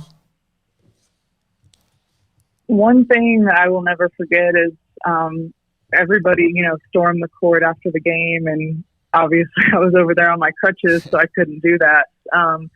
But then after they all did that, they all came and surrounded me, and gave me a big hug, brought the trophy over to me. So that was really special. And that's one of those moments I'll never forget. Did part of you want to like Willis Reed back out onto the court and get in the last part of the game? Well, during the game, after I came back out, I sat down on the bench, but like every time we scored, I wanted to hop up. So I eventually just had to sit off to the side so I wouldn't hurt myself even more by jumping up or something like that. So I definitely had to hold back because, I mean, that's a special part of it. You storm the court when you win a championship. That's just what you do. But it was really special for all of them to come and surround me after they did that. Lauren, do you have a bit of a chip on your shoulder right now? I mean, I think you probably always do to begin with, but do you have even an extra one now, just given the, the injuries and things you've been having to deal with? Like, how geared up are you to just finally be out on the court and free to play? Yeah, I'm really excited. I mean, I haven't played a full game of basketball in a long time, so I'm just really anxious to get back out there and kind of show the world what I can do in the league, because people didn't really get to see that last year. They saw what I could do in college, but I haven't really gotten to prove myself in the WNBA yet. Yeah, you're biting at the bit, aren't you? You are. Your competitive juices are in full throttle. Oh yeah, for sure. You were a dominant player.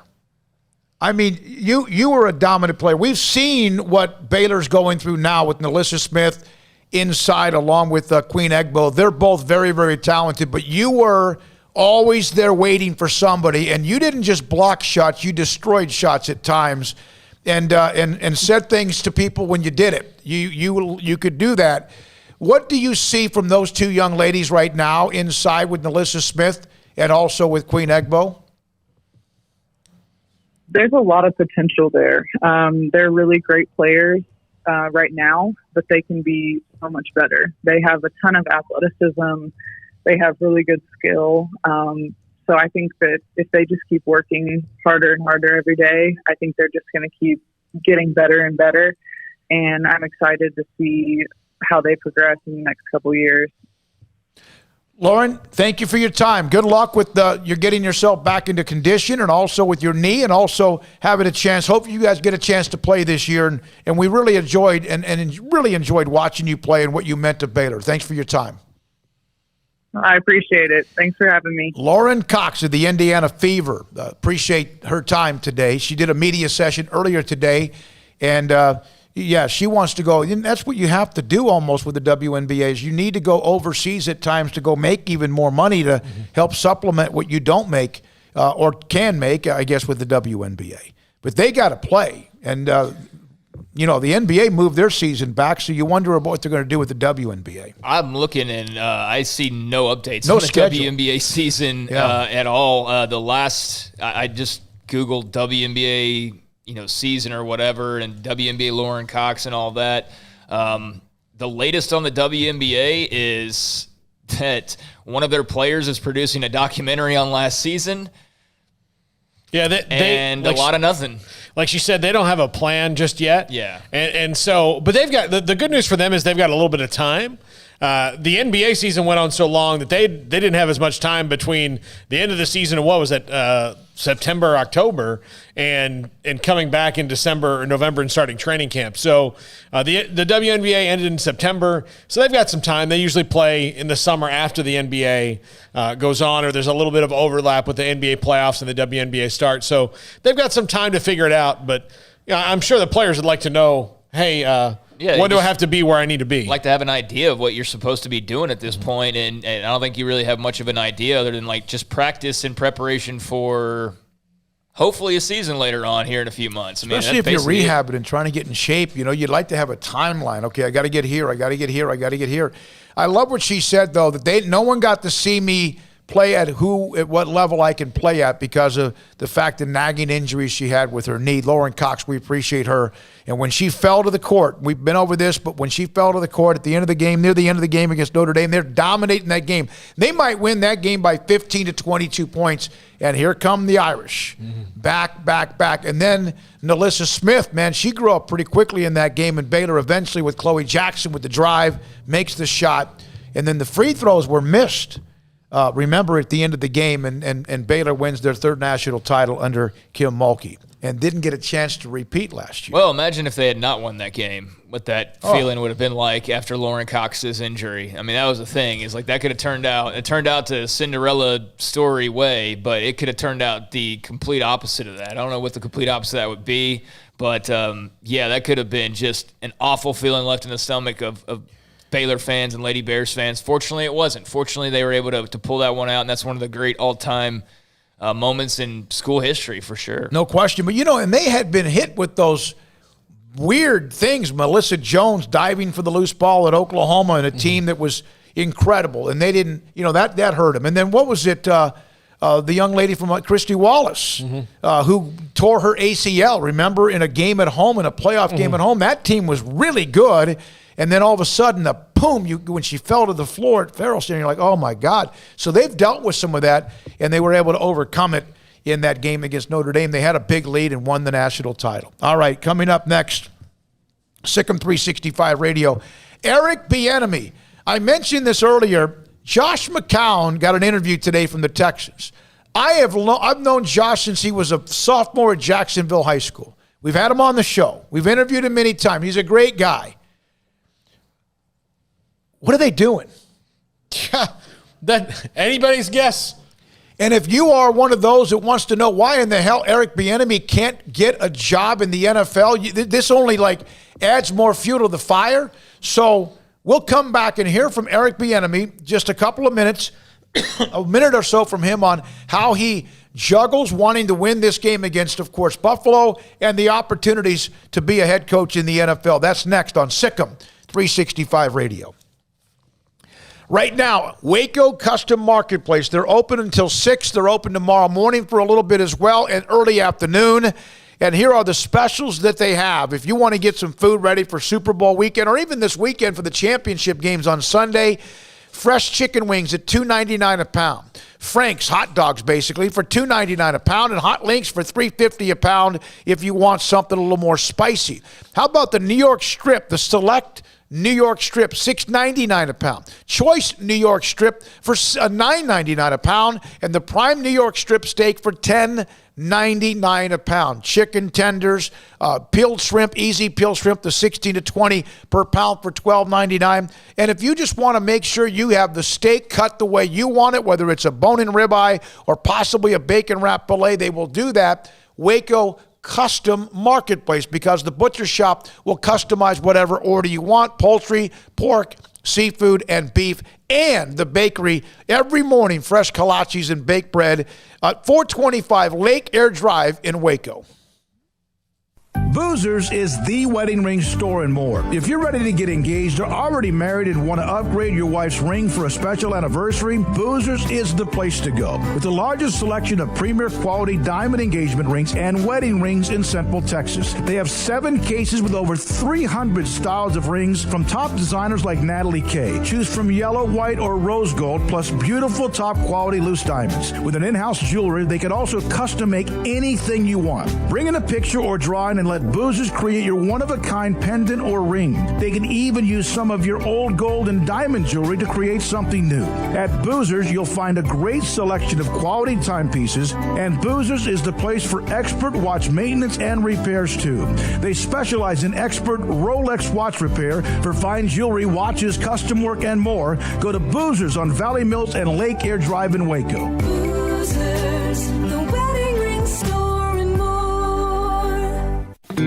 Born in Waco, Brotherwell Brewing exists to serve the Central Texas community with locally crafted beer of the highest quality. They want to bring Central Texas closer to the brewing experience so everyone can enjoy well-made beer as much as they do. For 2.5 years, they've been bringing high-quality beer to Central Texas at their location on Bridge Street in East Waco. And this football season, you need to stop by on game day for curbside pickup or stop by their tent next to SicEm365 at Brazos Parking for your pregame refreshment. Brotherwell Brewing believes in community and bringing people together to enjoy products made in their community. So for your game day, whether it's a tailgate or at home, stop by Brotherwell Brewing for high-quality craft beer made right here in Central Texas, 400 East Bridge Street, and check them out online at brotherwell.com.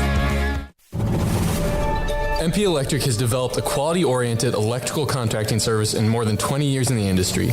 Led by President Mark Perry, our electricians go through a 5-year apprenticeship program, are licensed by the state of Texas, and getting continuous education annually upon renewal. In great part, the success of MP Electric lies with its management and professional expertise of its employees. All of our employees share a dedication to quality and commitment to serving the needs of our customers. For new construction and remodels, parking lot, lighting and surge protection, landscape lights, security lights, troubleshooting and repairs. For industrial manufacturing, food and beverage, paper and publishing, heavy industry, cement and rock crushing plants, water distribution plants, and utilities. For 20 years, MP Electric has serviced industrial, commercial, and residential products. We do service right. MP Electric Inc. at 1890 Galaxy Road, Waco. MPElectricUSA.com.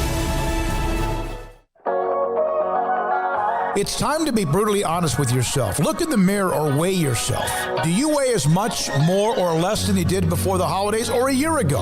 Why not start the year in better shape than how you ended it and create momentum for 2021 and help strip the negative vibes, tension, pressure, and extra pounds from the crazy of 2020?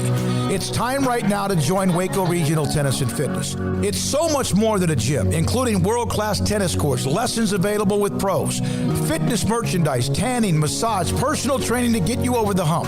I promise you'll look better and feel better than ever before. Just need to walk through the front door. Waco Regional Tennis and Fitness with personal trainers Christy London and Randall Corp. 40-plus group exercise classes, including twice-a-week boot camp, spacious, clean workout room, free weights, Cybex cardio equipment, and no intimidation, a tremendous camaraderie and family atmosphere. So make this your best and healthiest year ever. It's time to react today, not tomorrow. Waco Regional Tennis and Fitness on Lake Shore Drive in Waco. Welcome back to SicEm365 Radio. The SicEm365 Radio app is sponsored by Alan Samuels Dodge Chrysler Jeep Ram Fiat in Waco. Your friend in the car business at Loop 340 and east of 84. Come by. Let's be friends. Baylor football has now made much of what Colt Barber and the staff at SicEm365. Earlier this week, I mentioned the Dennis Polian edition because we had the coach or the president at the Titans on. In fact, Steve, I just went blank. Underwood last night. New staff for Vic Valoria with athletic performance. Lance Barlow, who comes from LSU. Also, we knew about James Blanchard. Popped that one a couple of weeks ago. Edward Jones II.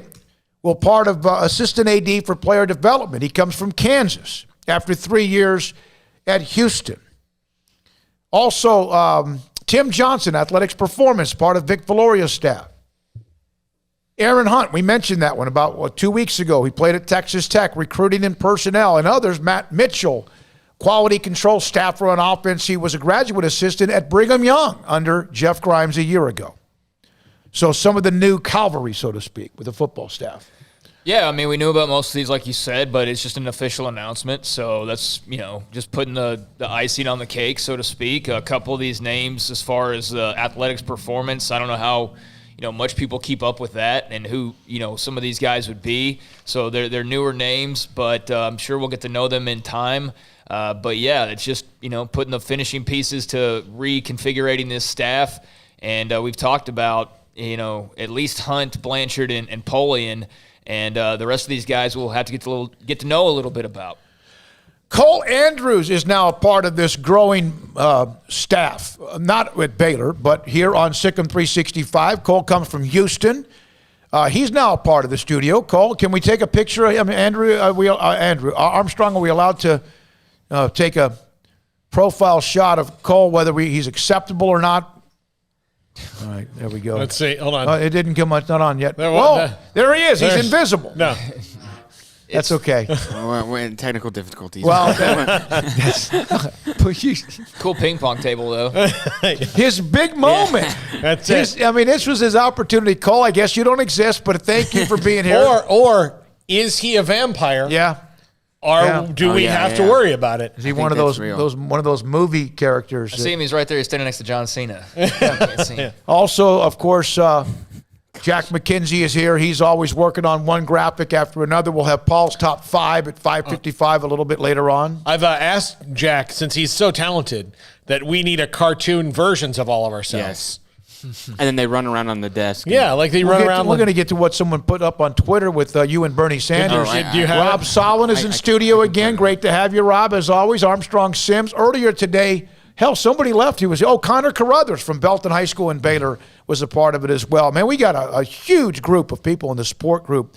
And, of course, a lot of people behind the scenes as well. Great to have everybody here. Cole, good to have you. Nice to have you. We'll have to make sure and get Cole on camera. Yeah, we will. Yeah. All right, so this weekend, Kansas City plays Buffalo. And we told you that Patrick Mahomes has been cleared, protocol to be able to play. That's not.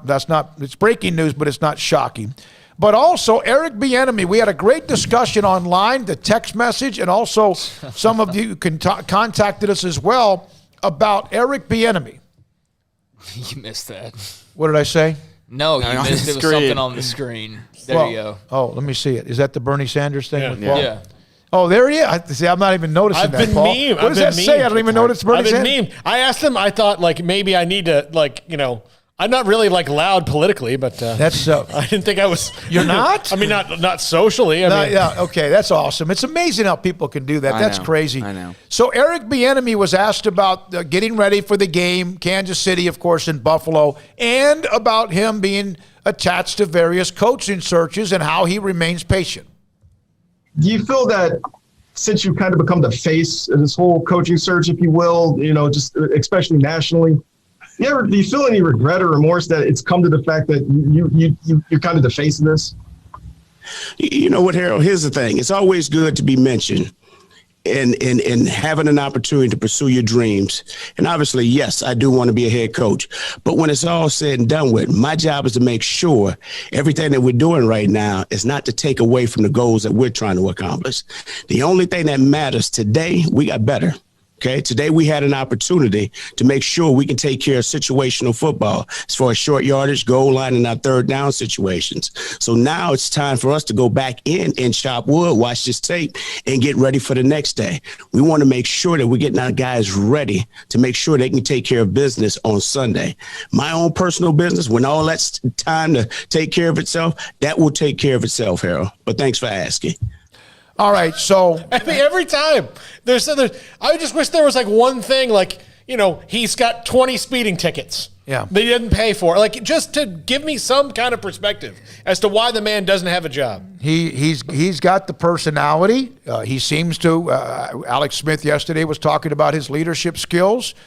People can look at whether or not he's one calling the plays. He's the offensive coordinator for the Kansas City Chiefs. Yeah, but under Andy Reid. I'll say that the one team that I don't blame for not hiring him is the Eagles. I mean, they just did the whole Kansas City offensive coordinator thing, and the guy won a Super Bowl, and they still got rid of him.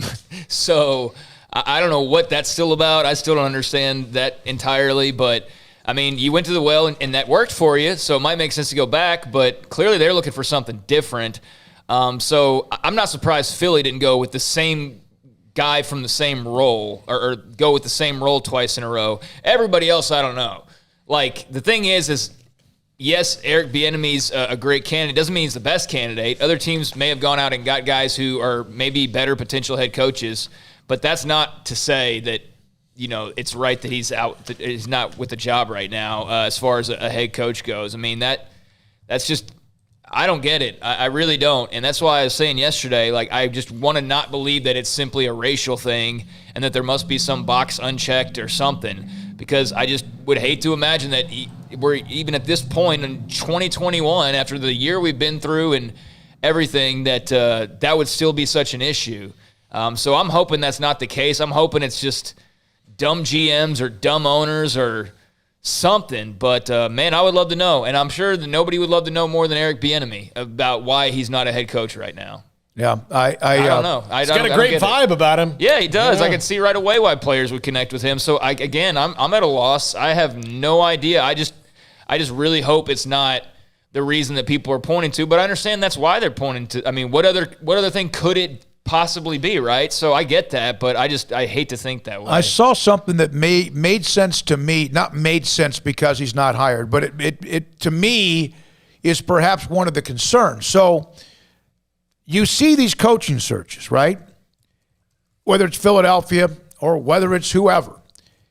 And there's always one minority candidate. Leslie Frazier and Eric Bieniemy make the Texans list too, minority candidates. But it's always like Jim Caldwell. Jim Caldwell's 3. But it's like always 6 names, and there's like a minority coach. You don't want to hire somebody because he's black. You don't want to hire somebody because they're a female. You want to hire somebody because they're the best at the job. I always have believed that no matter what. No one will ever be able to convince me otherwise. But when you have the numbers that are always 5-1, 6-1, 7-1 when it comes to candidates compared to minority candidates, that's one of the problems too, right? Are you interviewing Eric Bieniemy or a black head coach, a coordinator, just because of the Rooney Rule or because you're trying to find the best person? That's what Steve Underwood mentioned that yesterday. He said when it's executed in good faith, the Rooney Rule is excellent. And he said that it's worked out well. But there are coaches and teams that, and look, I'll just call out Jerry Jones right now. And I don't think Jerry Jones is not a racist, but Jerry Jones is the kind of guy who he decides who he wants, and that's who he goes and hires. He doesn't need, the Eagles and Texans are doing the absolute opposite of what Jerry Jones does. Jerry Jones will interview 3 to 4 guys maximum, and some of those is because he has to, but he's decided that he wants probably just A or B. And, Mike McCarthy thing happened because he decided he wanted Mike McCarthy. That's who he wanted. Everybody else who interviewed, that wasn't who he wanted. So it wasn't, the Rooney Rule wasn't executed in good faith there because Jerry already knew who he wanted. So it wasn't about, let's really open this up and then find out. Then he should get, if that's the case, then there needs to be a way to find that. Now, how you prove that that's not what he was doing or what he was doing. It's almost impossible. But you know what? You got to hold people accountable. If you're going to have the rule, but use the rule. And there's some that you shouldn't even have the rule. Hire the best person available. But when you have 6 candidates, 5 are white, like every single time, there's going to be a problem with what odds are a minority candidate's hired. Mm-hmm. Yeah, I think the Rooney Rule has not really done anything for the hiring of minority head coaches. If you look at the statistics, there was a massive drop-off from 2015 to 2019 of, can't recall, I saw it last night, a statistic of either overall number of coaches or just even just interviews, but it had to have been the overall coaches or opportunities because the interviews have certainly stayed steady because of the Rooney Rule. So, I don't know. I don't think that teams should feel like they have to be forced into anything, but I also know that you kind of have to do that because there will be some that won't look outside of their little box of 1 to 2 guys. So, I don't know what the solution. Clearly, the NFL doesn't know what to do about it. Right? They don't even know what to do about it. Now, there have been past coaching searches or coaching cycles where you have that hot candidate. You have that guy that everybody wants to get their hands on. My biggest mystery with this whole thing, other than just what it is that's preventing him from being a head coach somewhere, and then you have one job left, and they're talking about Josh McCown as the head coach. That's insane. Okay, I think we can all agree that the fact that Josh McCown's got more head coaching momentum right now than Eric Bieniemy does is freaking ridiculous, and I don't know how you change all that. I really don't. But my big mystery is, there's always that hot candidate, it was the Patriots coordinator, or Josh McDaniel was everybody wants him. Yep. Why doesn't everybody want Eric Bieniemy? Wouldn't you think that every team who had an opening, if he's so great, and I do believe he's obviously very good, but why isn't he that hot candidate like a Josh McDaniels was, or any other hot Sean McVay was? Everybody wanted to interview him. Everybody wanted to hire him practically. So why isn't everybody lining up to talk to Eric Bieniemy? I don't know. I don't know. And then here's one of the things, whoever might do it, whether it's the Texans or whoever, the Texans seem like they've basically interviewed everybody that lives in Houston or elsewhere. If he gets the job, are you going to be as patient with him as you would be with who else you would have given the job to? I wish him the best of success. Eric Bieniemy was at Colorado and they started to hammer under Bill McCartney. I think it was Nebraska. He was a part of that late 80s run. I think Eric Bieniemy and Chris Berman. Eric sleeping with Bieniemy was his little nickname that he gave him. And he's got a resume, and so I don't know. Andy Reid's made it clear, and Andy Reid would rather not lose him, but Andy Reid knows that he thinks, or he has said that he thinks Eric Bieniemy is more than ready. Let's see what happens with Houston. Man, or another year goes by. Hopefully, if Roger Goodell does an interview at some point, that somebody can ask him what the heck he thinks the issue is, right? Like he's going to give the standard answer. I understand, but who else can we ask? No. Like, I don't have the answers. Nobody in this room has the answers. Mike Tomlin, Brian Flores, Ron Rivera, Robert Saleh, who's now with the Jets. Is that right? Okay, that's it. Yeah, 1/8 of the league. There are some that will say, "Hey, so what? What are you trying to?" No, it seems like it's out of whack. It does, and again, I go back to how many are being interviewed, minority candidates, compared to all the others who are being interviewed, and the odds are stacked against you. They are against whoever you are if you're a minority candidate.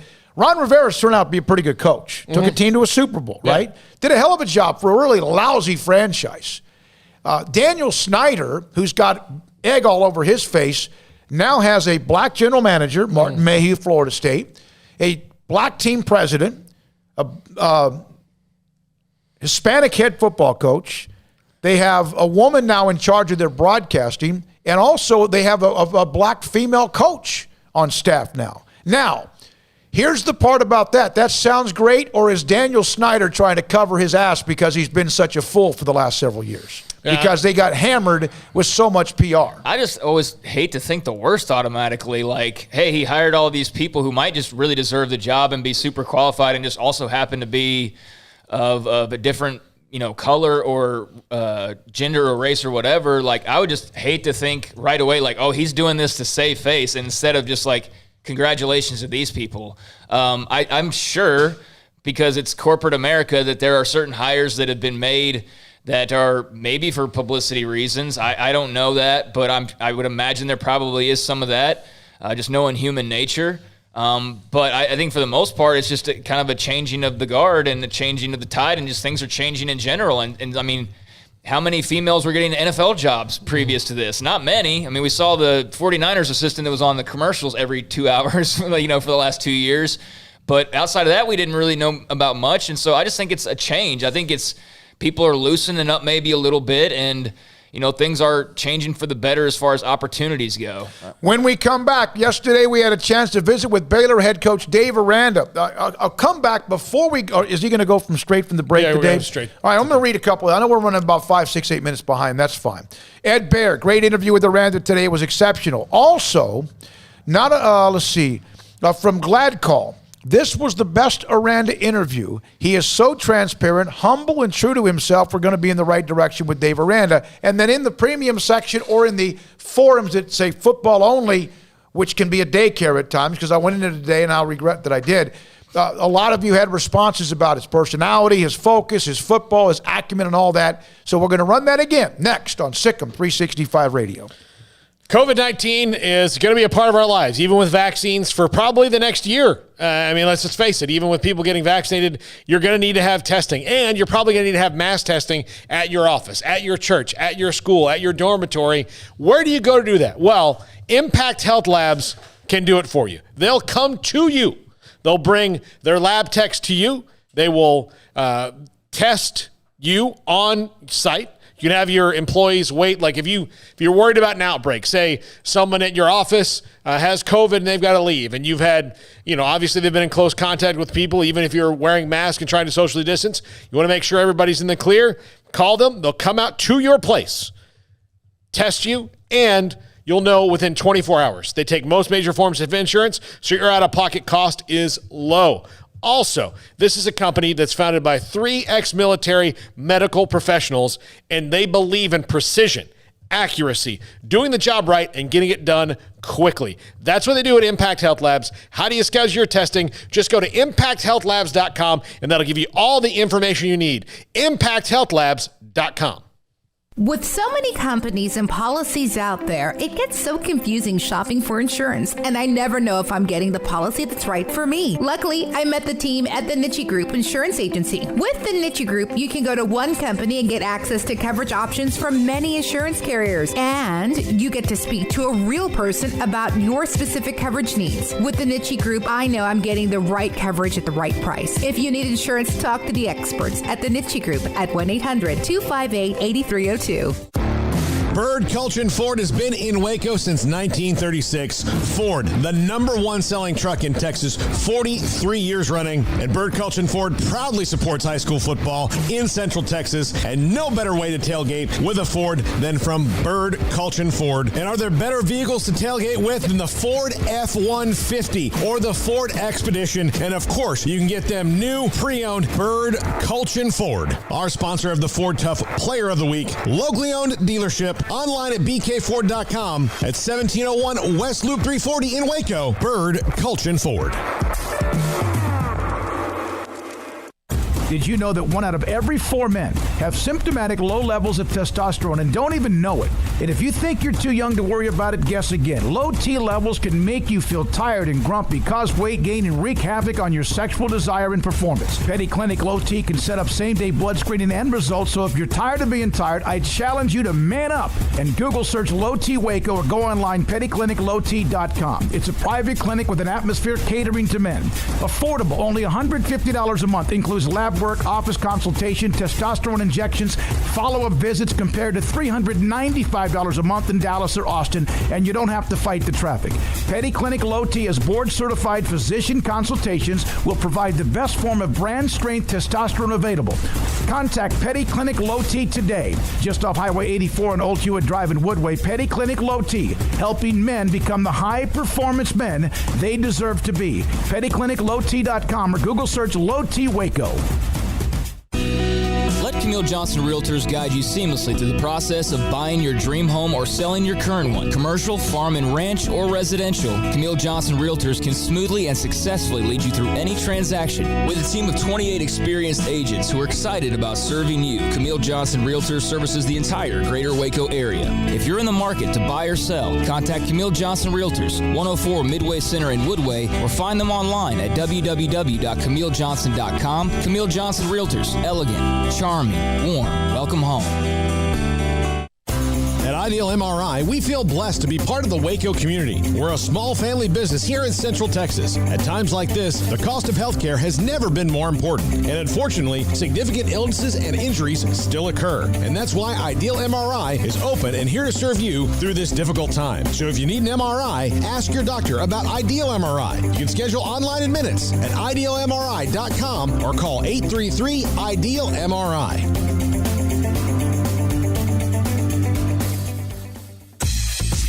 Southwest Sports Medicine and Orthopedics, the team physician of Baylor Athletics. Our doctors specialize in the diagnosis and treatment of any and all sports-related injuries. Celebrating over a decade of service in Central Texas, our doctors are equipped to handle a wide range of issues, whether it's your foot or ankle, orthopedic spine care, your hand or wrist, knee and shoulder pain, or if you're in need of our arthritis or total joint clinic. Come see us at the new Baylor Scott and White Ted and Sue Getterman Sports and Orthopedic Center. Trusted doctors at Baylor Trust, Southwest Sports Medicine and Orthopedics. Our goal is to get you back in the game.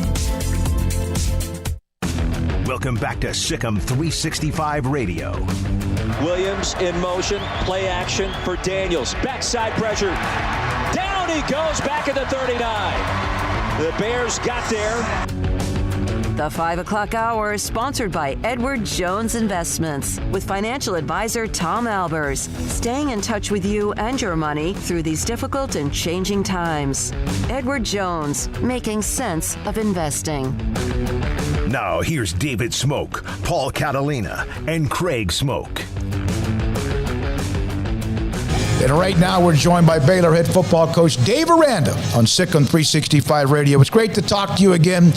Dave, how much has it almost been like not quite a full reconstruction? You've had to make some staff changes, but it's almost like watching something get renovated in front of you with your staff. I don't know. I when I'm around the team, when I'm around the players, I see an energy. I see bright eyes. I see looking forward to meeting their coaches, looking forward to going to a workout with Vic Valoria and his staff, and I see just an eagerness, and I see probably a connection that we were all, I think, really fighting for throughout fall. I think as I look back at just last season, there is towards the end, there was a couple times where we had talked about, just being in situations that are tough. You really find out about people, and those, adverse situations kind of really reveals and shows people to be where they're at, and character and all that. And, I tried to be able to make that point. And, I think for a lot of our guys, I think just not having a traditional winter, not having a traditional spring, not having a traditional summer, and everything that kind of went along with that, I think not having that, I think was almost a maybe a non-starter. And so I think I thought it was a struggle to get that across. That, hey man, what's happening right here? You can see who people really are, and you can see, who's here for you, who's here trying to help, and all of it. And I don't know. I just feel like some of that is settled, and I feel like some of that is connected with some of the time off from last season, and so it feels like that. So it feels like we're tight right now, and we're energized. So I'm excited. Anytime you start a new job that you've never done before, you learn new things probably rapidly. Do you feel like this year your knowledge quotient kind of got filled to the brim as being a head coach for the first time? Yeah, I think so. I remember there was a time when I was at Cal Lutheran, and this is when I think Tom was there. Tom was playing receiver at this time, and I remember I was a student assistant, but I was coaching a position, and I would be, I would drive to USC, I would drive to UCLA, I would drive to Arizona State. I think I took a week to visit LSU, during all those times, I remember that our head coach at the time, his name was Scott Squires at Cal. He goes, Dave, you just need to talk to one guy. And he goes, you're doing all this stuff. And it's like, it's too much. Dave, just listen to one guy and kind of just, follow him, and, he'll have a program for you. And I'm sure what he's thinking is, where is my linebacker coach going? He's never here and all that. And so I agree, looking back at that sentiment, but I know just for me, it was like, I couldn't get enough, because it's as if you're in a huge dark room or dark house, and you're turning on one light at a time, and you see this room, and it's pretty cool. You get to learn it, and then you go, oh, well, this room's connected to this other room. Oh, and then, oh, this is an upstairs. Oh, okay. And it's just all of that. And I think just you have to, for you to really know what that one room is and what it can do, you have to know how it fits in the entire house, right? And how it's used and how it's thought of, and just all of it, man. And so I think like that quest to kind of get better and to learn, that never stops. And that just, I think, I don't know, I've always, when I went to go visit LSU, I remember there was a girl that was she was a student assistant trainer, athletic trainer at Cal Lutheran, and she was a GA at LSU. And so I don't remember how I got the money to fly out there, but I flew out there, and I spent the week. By Tuesday, I had no money. And so I was drinking like the water, the spring ball. So I would drink the water out of the hoses, I had the different deals. And then I would I don't know, I would take their snacks that they gave the players. And so like, that was what I had, you know, but just like visiting with the coaches and just all of it, man, that was just like, that was just how you do it. And so like, I feel like that is where I'm at again. And whether it's coaches on our staff or just coaches I respect that are out, or just, you know, there's so many good things you can get, but really you don't really learn till you go through it. You don't learn till you do it. And I think, you know, just walking around, you just have an idea of who guys are and kind of what time of year this is and what time of day it is. You know, this is what our standard is, and we should be doing this, we should be doing that better. So you just feel more settled, I think, than, you know, just a couple months ago.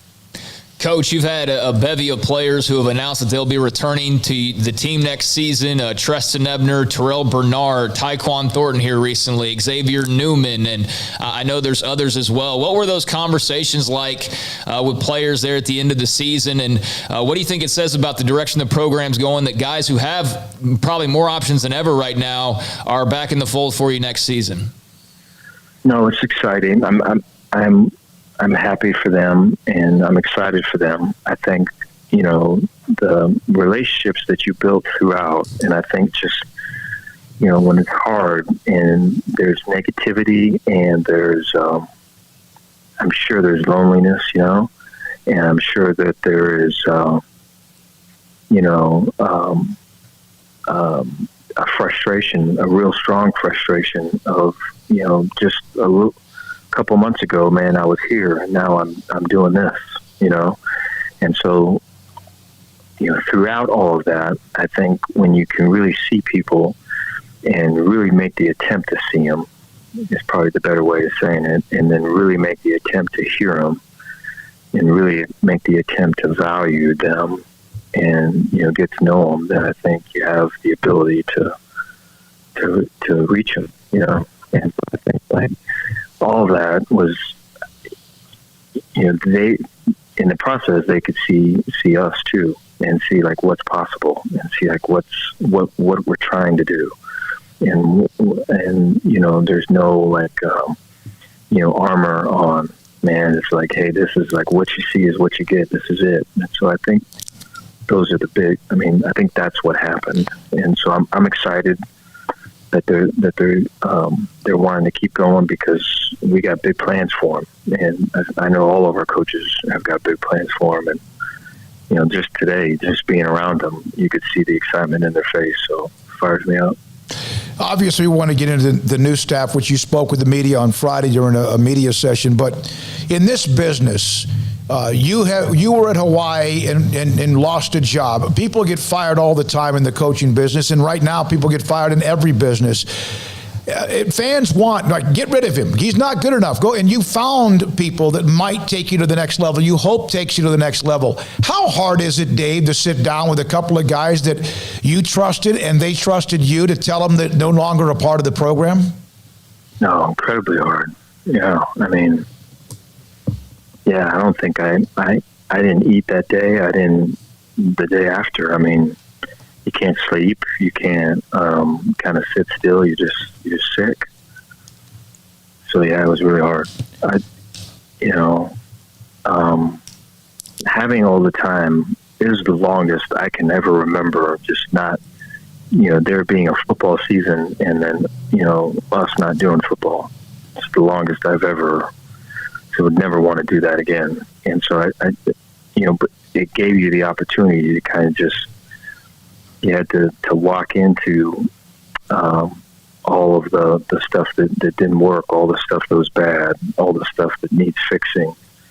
And so you're just spending your time there the whole time. You know, typically, you know, all of it, you're in a bowl game and your kids are excited about Christmas and Santa Claus, and you're focused on, man, I got to stop like Lamar Jackson, or we've got to be able to not let you know, Jalen Hurts run for this or run for that. You're thinking that way, but you know, you're still preoccupied, unfortunately, as far as your family goes. But it's how do we fix this, right? What are the options? What, you know, I'm looking at all of the fault that's my own, and a lot of it's my own. And I think in talking to all of them, that's what I said. That's the first thing I said, was that, you know, this is where I feel that my fault lies. This is what I didn't do good. And guys, it's, you know, I just happen to be in a seat where it's my fault, but, you know, I'm the one that still stays. And like, all that's hard to say, man, but I think it's important to say because it's the truth, you know? And so I think like with all of those guys, man, you could see them striving to be better people. And that's the thing that hurt the most, is that you could see them really trying to do that. And, you know, I really wished it would have worked out better. You look at the dynamics of just kind of what the job entails and what's, you know, on one end trying, you know, because you look, you know, there's greatness inherent in everybody, and I think it starts there. And so you want to be able to bring or draw that out. People have different ways of doing that, and so you want to be able to draw that out and then get someone to be that best version of them. And so in that respect, I didn't get it done. And so, you know, I told them that.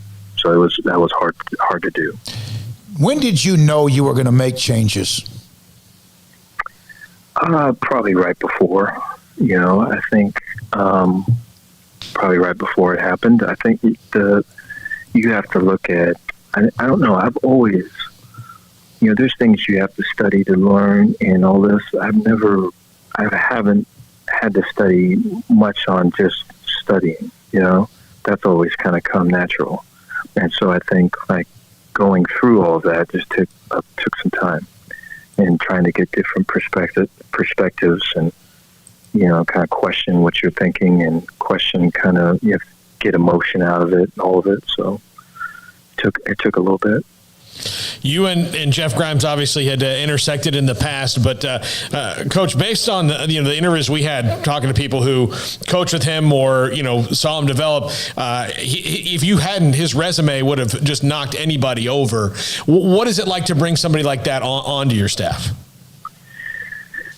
You know, the first thing I see is the person that he is, how he treats people. I think, you know, it's bigger than football for him.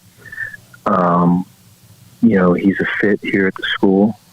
I think, you know, he's able to connect with guys through, you know, really, really getting to know who they are as a person, and really, you know, building relationships and, you know, developing our people to get them to be better players. And so I think that jumps off the page.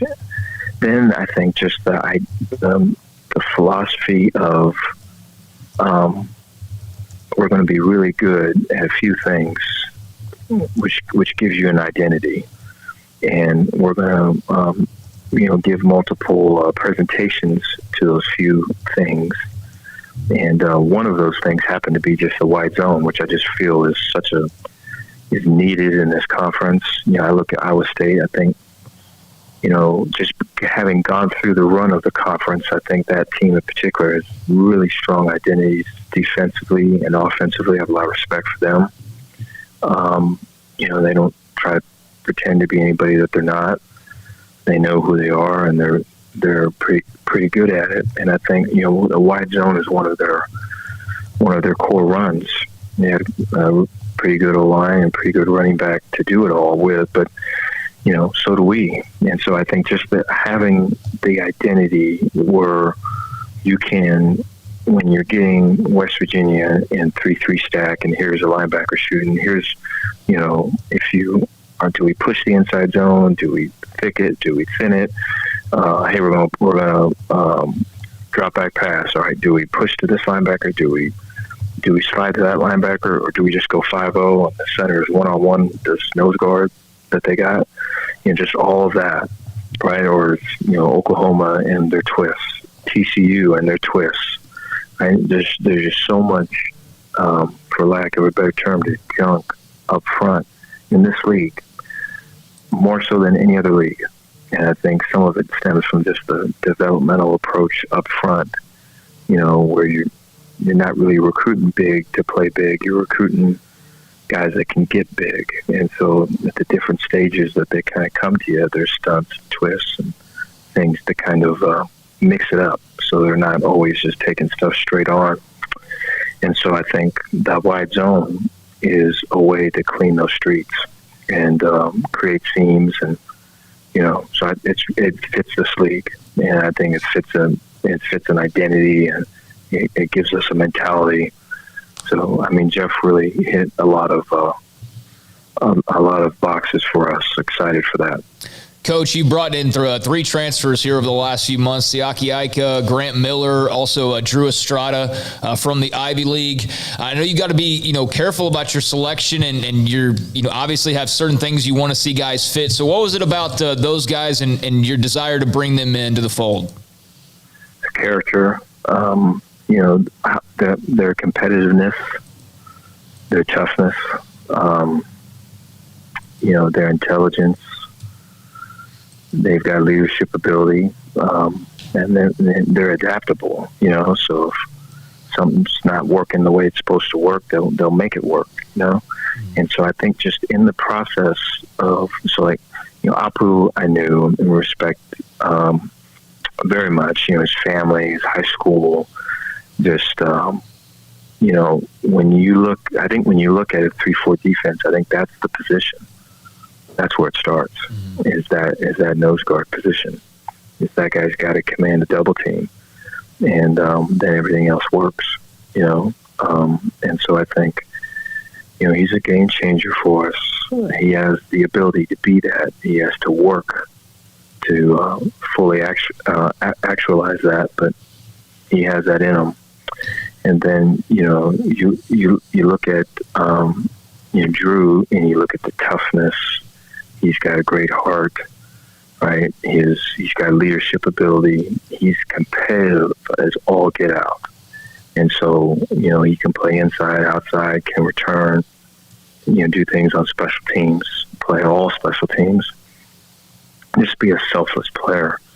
And so you're excited about that. And then, with our alignment, just the starts he's had, the intelligence he has, you just see him calling out linebackers and IDing people the right way, and his physicality that he has. And, there's a legacy here, and he wants to be here. And so you get to know him, and you can see his toughness, and you can see his intelligence. You can see that he's competitive, and he wants to fight and compete. So it just fires you up, gets you excited. I want to ask you this, that when things weren't going well, the losses were mounting, and you then we remember the story after the Texas game where a couple of guys get wobbly, 2 leaders. I can imagine that all hell could have been breaking loose, and I'm not using this in terms of military, but bullets flying, so to speak, within the program. How did you keep that from falling apart? Not just with those 2, but you now have not only stabilized it, but a lot of people stayed. That could have been a mass exodus, or it could have been one of those things, especially with how easy it is for people to leave. Yeah, just looking at what's real, and looking at just the cause and the effect, like why certain things are happening. Like, I know what's happening, but why, and trying to address that. I think, I don't know. I mean, maybe there's certain times where I wish that, I would get upset, or I would, show something, I don't know, man. I wish there'd be times where that would come in, you could just call that in, but it's never really been that way. And it's just been different ways of, that there's that energy's there. I guess it's just different ways of funneling it or using it, And so I think in times like that we're talking about, it probably was an advantage, because I'm sure people eyes are on you and they're watching and all of it. I'm just thinking about hey man, what's the cause? What's the effect? Why is it happening? Let's address it. Let's go to it. And so it's just a lot of work. But, I think now, when you look back at that time, I think people could see that there wasn't a change. People could see that there wasn't anyone breaking or anyone losing their stuff. It was just someone trying to be seen so that they can see other people. So you listen to Tony Dungy? Yeah, I think that I believe what he writes in his books. Anytime he's on a podcast, I try to listen to him. He and I text back and forth. The times that we talk, I just feel like he gets it, and I think when he talks, he speaks the truth, and I think you have to just be yourself. I go back to this year. I think that's really, man, finding your voice, right? You may have known it, but now you know it, and then learning, right, admitting your mistakes and growing. And I think those two things are the two big ones. Coach, what are your priorities right now? What are like the couple of big things that are directly in front of you that you guys are working on at the moment? What's up next in the process, so to speak? Our people, I think,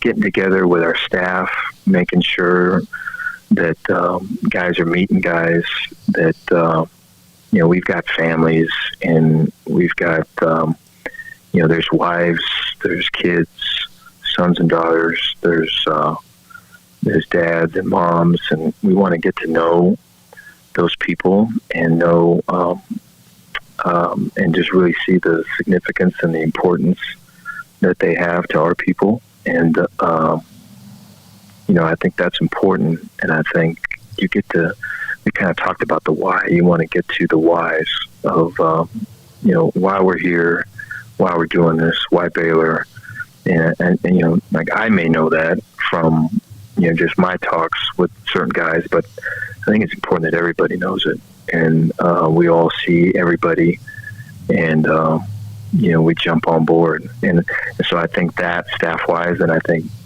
player-wise, similar vein.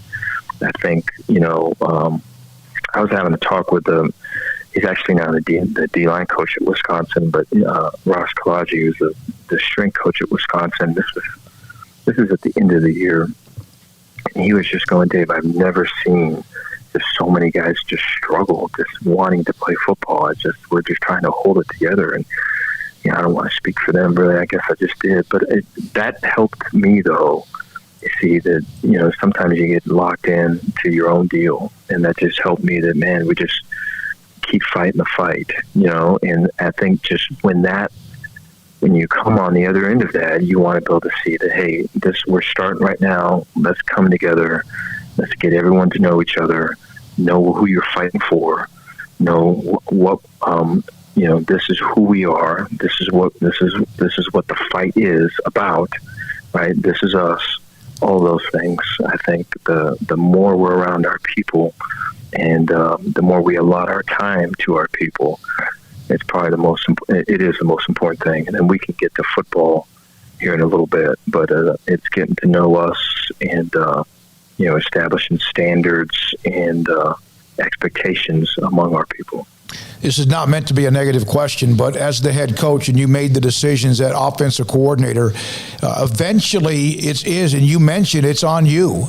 You got to be careful, right, that you make these right decisions, because if you get too many coordinators out, then there's nothing else left to do except you. Yeah, I think getting having coaches that see people first, and see that that it's kids, right? It's people that are our players, and that it's relationships that have to be built, and that when we build the person, build that relationship, then we can really build a really, really strong player. And I think it's a lot of that is. That's leadership for me, and then that's just an alignment with the staff. And I feel we have that. Do you drink coffee? Yes. So you've been in Chancey Stuckey's office, right? He's not hiding that from you, are you? Is he? Yeah, no, he has that. You know, I have not brought this up with him. We have a great little machine right here that I actually take some pride in, and he is very prideful about making his own coffee. So I guess, you know, I think you might have to pull rank. Say, hey, this is. Yeah, he was telling us about his first trip to Common Grounds and the Brazilian notes and everything else. The Ethiopian added notes. Oh my God! Yeah. Just black coffee will do. We're good. Dave, thank you very much. We appreciated your time Friday with the media session, and we appreciate you giving us this amount of time today. Enjoy what you do, and obviously good luck going forward as well. Hey, thank you. Appreciate it. Baylor football coach Dave Aranda on SicEm365 Radio. Riverbend Liquor and Wine, a hidden gem in Waco, Lakeshore Drive and North 19th Street. Look, they've always got something great going on there, whether it's over the holidays here, and I'm not sure if they still have any left, but they might. The bottle of Balcones that you can get only there, that's their barrel single malt whiskey, aged 5 years. It's fantastic. If you're a Balcones fan and a whiskey fan, I suggest you go buy one and try that. If you need craft beer, that's the place to go for the variety of craft beer, because you walk into that fridge there and they've got it all over the place, and it's always rotated out, seasonal, whatever it is. They're constantly just churning the roster, so to speak, of their craft beers. Wine, spirits, anything you need. Plus, they've got a great, convenient drive-through window. You drive up, tell them what you want, or maybe, I've gone up there sometimes. I had this before, this red wine my mom likes, and it's from this vineyard in California. Like, oh, we've got it here. This is the one. Boom, they got it done in the car, and I take it to my mom, and she's thrilled. So whether you're getting a gift for somebody, or you're, going to a party, or you're just, shopping for yourself, Riverbend Liquor and Wine, Lakeshore Drive and North 19th Street. Find out more on Facebook and Instagram. With so many companies and policies out there, it gets so confusing shopping for insurance, and I never know if I'm getting the policy that's right for me. Luckily, I met the team at the Niche Group Insurance Agency. With the Niche Group, you can go to one company and get access to coverage options from many insurance carriers, and you get to speak to a real person about your specific coverage needs. With the Niche Group, I know I'm getting the right coverage at the right price. If you need insurance, talk to the experts at the Niche Group at 1-800-258-8302. It takes time to reach goals. It's a truth that applies to more than sports. It goes for your financial goals as well. You work hard for your money, and you deserve an investment strategy that lines up with your game plan. And Tom Albers, your Edward Jones financial advisor, can help. If your financial investments aren't putting forth the effort you desire, stop by today for a financial review. Tom Albers, 4301 Lakeshore Drive, 254-776-7605. Edward Jones, member SIPC.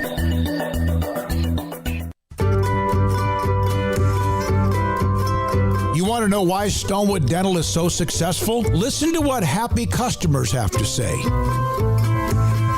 It's pleasant. It's different than any other dentist office. I really feel like they care. And it's not that you're here for 2 hours waiting on someone to take care of you. It's quick and easy, and I bring my kids, and my kids love being here too. They really love the treasure box. Staff is really nice and accommodating, real friendly. You feel more like home. It's not sterile looking. Everybody has their own personalized rooms with decorations and decor, and they'll even have a blanket for you when it's cold. I've recommended people to actually come here, and they are patients now. I really love it here. It feels like family. Learn more, stonewood-dental.com.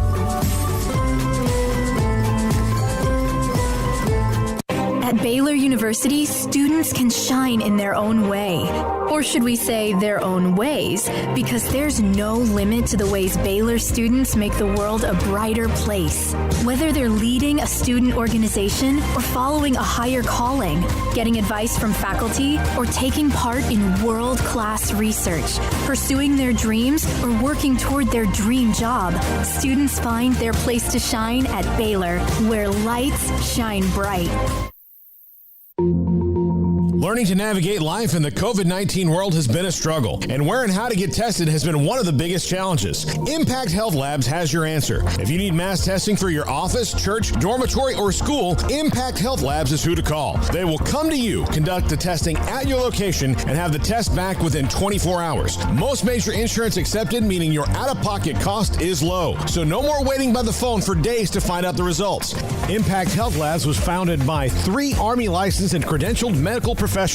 They believe in accuracy, efficiency, and doing the job right. Call 254-744-6233 to set up your group screening today. Impact Health Labs, on-site, prompt, and accurate, taking COVID-19 head-on. Again, that number is 254-744-6233 or online at impacthealthlabs.com. Welcome back to SicEm365 Radio. Have you downloaded the Sic'Em365 Radio app? Do it today on the App Store and Google Play. So, kind of a recap for what's happening with Baylor Athletics. Men play Oklahoma State tomorrow, 1 o'clock. That's in Stillwater. Oklahoma State 9-3, 3-3 in the Big 12. Baylor with a 1-game lead over Texas at 13-0 and 6-0. Women tomorrow night against Oklahoma. 4-1.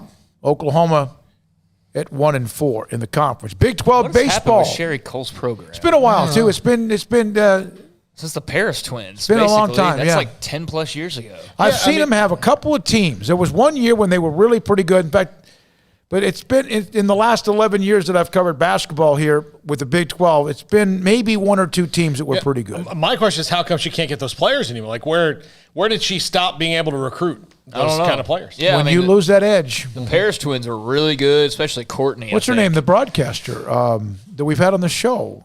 She was at the Big 12 tournament last year. She did. That was a long time ago, though. Oh, was she? Was she even before the Paris twins? Yeah. If you're talking about what's her name? Stacey Dales. Yeah. She was really good. She was before the Paris twins. Okay. Yeah, she was already in broadcasting at that point.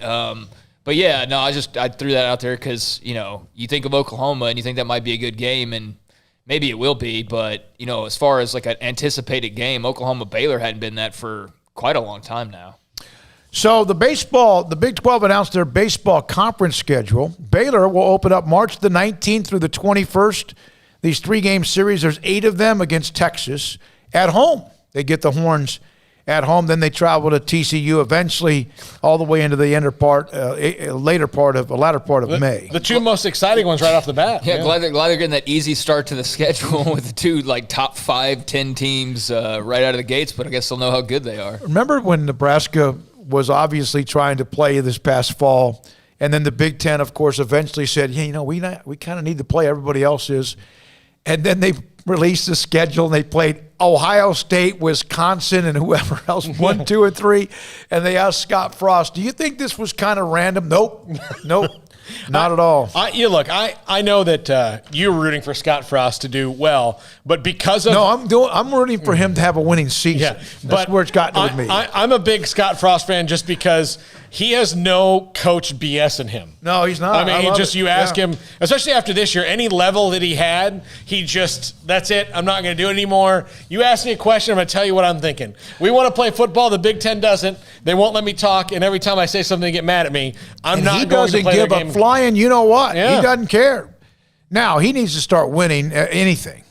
Now, this was something I saw pretty late last night. I don't understand what happened here, and I don't understand what they should do with the official who made this mistake. And I understand he's human, but Draymond Green, who's a technical foul waiting to happen, he's kind of like almost the modern-day Rodman in some ways. He couldn't sniff Rodman's jockstrap, but yeah, he's like that today's game. Annoying when it comes to – he gets technicals all the time. All right, so he had gotten a technical foul early in the game and lost to the Knicks. As James Wiseman, the young kid from Memphis, was coming back down the court for Golden State, Draymond Green started to pop off at him, and I think maybe popped a word or two. And the official, John Butler, a second-year official, teed up Green, and that was his second technical. So he got ejected for this. And it wasn't obvious. It wasn't obvious to John Butler. He felt like the Draymond was popping off at him again. I'm sure it's back and forth. But whoever it was, said, yeah, we made a mistake. Ben Taylor, the game's crew chief, admitted at halftime that the second-year official, John Butler, thought Green was yelling at him, made a mistake, and you could almost, I feel like I see Butler, and you could almost like, he's fed up with Green, but you could almost like, please just get off the court. So my question is this. They review everything now. Could that have been something that they should have reviewed, at least discussed it, or would that open up another level of too many reviews? And should Butler then be fined like a player would be fined when he's ejected? I think they need to have repercussions for officials. Yeah, I think the hiding of the officials, Paul, is like one of the worst things that pro sports does, and I understand why, because there's a lot of psychos out there that take sports way too seriously, especially those that bet on it, because then they have their living involved in it. So I know you got to be careful of that problem, but the fact that most officials across sports in general don't ever have to explain themselves, ever, or ever answer for any bad calls. Like, I get it to an extent, like a safety standpoint, but I mean, I wish there was a lot more of like bringing the officials forward. And I get it, like for some official calls, because this is what always happens. It's like any knock on an official and some high school guy's going to call up. And I mean that with all due respect and be like, well, you don't realize how hard it is. No, I get it, but like if I screwed up over and over and over and over and over again, there's eventually going to be like something that comes my way as a result of that. Officials seem to get by with no repercussions hardly ever. And that is frustrating to watch as a fan. So I think they probably should have been able to take a moment and reverse that call and get it right. I don't know about a fine. Like, I think, I don't know how much money those guys make. So that could hurt them a lot more than it hurts an athlete. But well, yeah, they're not making that money. Some type of repercussion. I mean, just to make the official better. Like, we should be trying to make officials better the same way coaches are trying to make players better. And I understand most of them got like other jobs, and it's a weird deal. But I'm all for holding officials accountable when they make a mistake. Yeah, it's interesting. I don't want this guy to get but I'm sure that there's a checklist, just like there is for umpires or officials. You get rewarded if you have a year in which you seem to be in control. You get playoff games, which then you get more money. NCAA tournament officials, and you're right. There are people who are psychos about it, and also it's like the what's his name. Angel Hernandez? Yeah, well, yeah, him. No, but I know why he has a the job. guy, John Hutchins, is that? Huggins. John Huggins, who Kentucky Hitchens, fans. is, yeah. Yeah, Huggins. No, Huggins, right? When Kentucky fans basically were like threatening his life, and the FBI had to get involved, right? He had to like change his number and his everything. I don't never care about sports that much. I don't never care about sports enough to And of course, Baylor fans were probably like, he earned it, because they hate him because of the call against Duke. I mean, it's just a simple mistake. That's all that really entire thing was. And at the same time, I do think that there should be some type of like a review or something. Like, it's like when the World Series crews get called out, and like inevitably there's always a terrible umpire that somehow gets assigned to, these games. Or you see the Super Bowl referee crew and you're like, how in the world is this guy on this crew? So they clearly don't do anything along the lines of, repercussions for guys who don't make great calls the majority of the time, because a lot of these guys who aren't considered very good still end up calling the biggest games, which I don't quite get. But no, I'm all for, I don't think there should be punishment and things like that for a guy making a simple mistake, but something. Well, I mean, look, Walt Anderson was the head of Big 12 officials, and there was an NFL official, and I don't really know how good of an official he was, but I do know that if you were at a game that Walt Anderson, or watching a game that Walt Anderson was officiating, it was 7 minutes longer. No, it was. And then he was in charge of the Big 12, which has been known. That's what was so ironic, that they officiated Alabama in the championship game against Ohio State. If you're Bob Bowlesby and you watch Big 12 games, how do you not feel like you have a referee issue?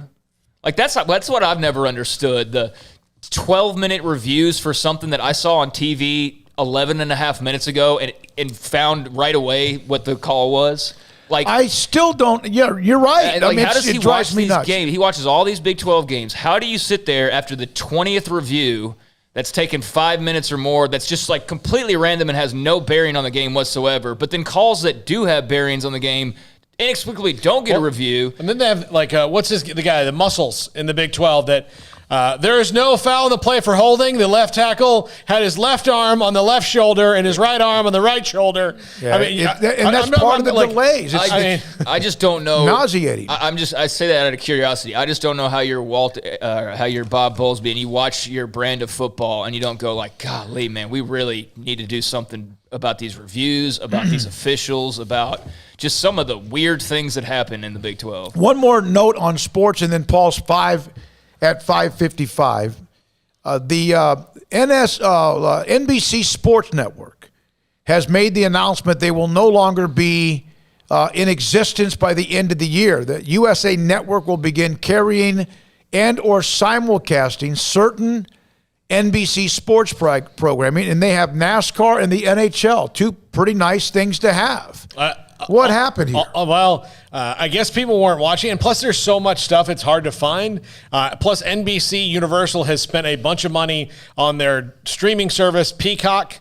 And so if you don't have a Peacock subscription and you want to watch the NHL, you better start looking into it because I bet you they're going to dump some stuff on there. Timothy Burke, who's one of those who writes about sports media, said the top 4 sports networks end of the 2020 year ratings were ESPN, NBC Sports Network, Fox Sports 1, and ESPN2. So they're the number 2 ranked team network. Sounds to me like some mismanagement at NBC. I'm not a religious hockey watcher. I mean, I'm somebody that will tune in around the stretch of the season and then the Stanley Cup playoffs. Obviously, I don't watch NASCAR. It's just not my thing. So I don't interact with the NBC Sports Network all that often. It's just a channel that's kind of there for me.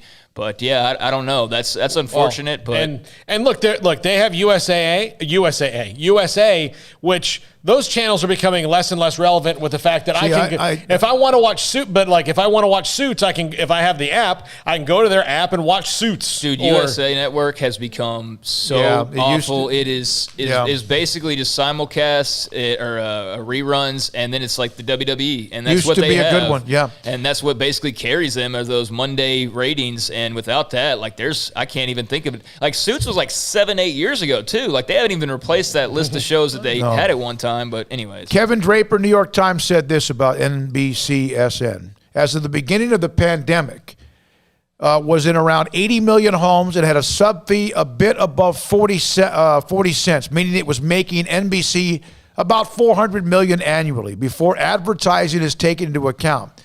That's a lot of money to give up to drive Peacock subscription. So and look, I'm not going to be somebody that gets the Peacock subscription. And then again, I'm not really their target audience because I'm not watching NASCAR hockey, but it'll be interesting to see how many people do go.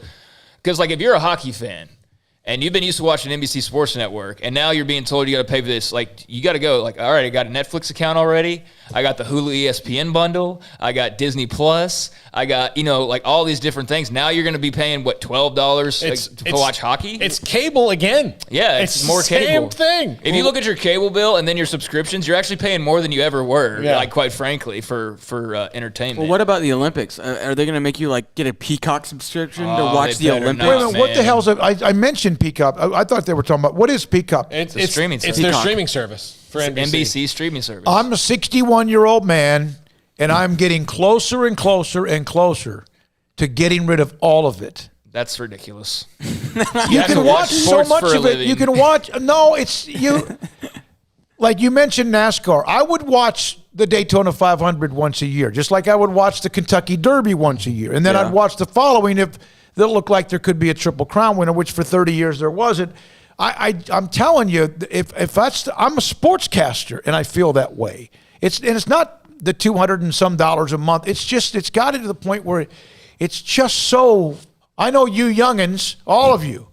Well, I mean, 40, almost annoying. 40 it's annoying for me too. It's annoying. It's annoying. It's crazy. Okay, Paul's 5 at 5. By the way, Parrish Cox III at Conley has committed to play. Oh my God! Arkansas State. Arkansas State. That's a hell of a nice place for him to go. And Texas Tech's Alan Bowman has entered the quarterback, the transfer portal. And then throw a pick upon entering the transfer portal. All right. Usually we're going to do fun ones on Friday, but with the passing of the legend Hank Aaron, there have been a lot in 2020 and 2021. We've lost a lot of legends in baseball this last year. So I put together the top 5 baseball legends that we've lost in the last year plus. So you were going to 5 to 1 or 1 to 5, Armstrong? 5 to 1. Number 5, and this was tough, was Tom Seaver. We lost Tom Seaver in August. I guess I know who's number 2. Yeah. Number 4 is Lou Brock. And Lou Brock, Lou Brock gets a little bit lost in the shuffle because I think historically, because Rickey Henderson broke his record in 1989 and then kept playing, but there was nobody like Lou Brock until Lou Brock, and then there was nobody like Lou Brock after Lou Brock Maury Wills was a pretty good base stealer for the Dodgers. Yeah. But you're right, Lou Brock was like the one. Yeah, I mean, so that's why, and because he wasn't a super power hitter or anything like that, maybe he gets 300 hitter, I think. But yeah, he was a great, Hall of Famer, one of the best that ever was. Number 3, Bob Gibson. 3? Yeah, 3. Well, 2 is a little personal choice because he was in baseball a lot longer. And it was more recent. But Bob Gibson just is my top 5. No, yes. I know, but we're allowed to have opinions. Yeah, so number 3. Wait till you see who number 2 is. Just wait. Tommy Lasorda. Oh, my God, no.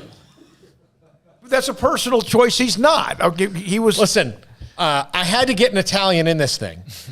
Well, you can have him at 5. Yeah, but Tommy Lasorda. Look, America wouldn't know about the Ultra Slim Fast plan if it wasn't for Tommy Lasorda. Well, he obviously didn't use it. Occasionally, he was off and on. Sometimes you want to have 3 meals and not a shake for... If Bob Gibson was alive, he would come stare you down and throw one at your ear hole. Maybe Bob Gibson would respect it. Maybe he would respect that I put Tommy Lasorda ahead of him. I don't think Tommy Lasorda was in baseball for a long, long, long time. Okay. Long time. All right. Number 1, Hank Aaron, because he's in the GOAT conversation.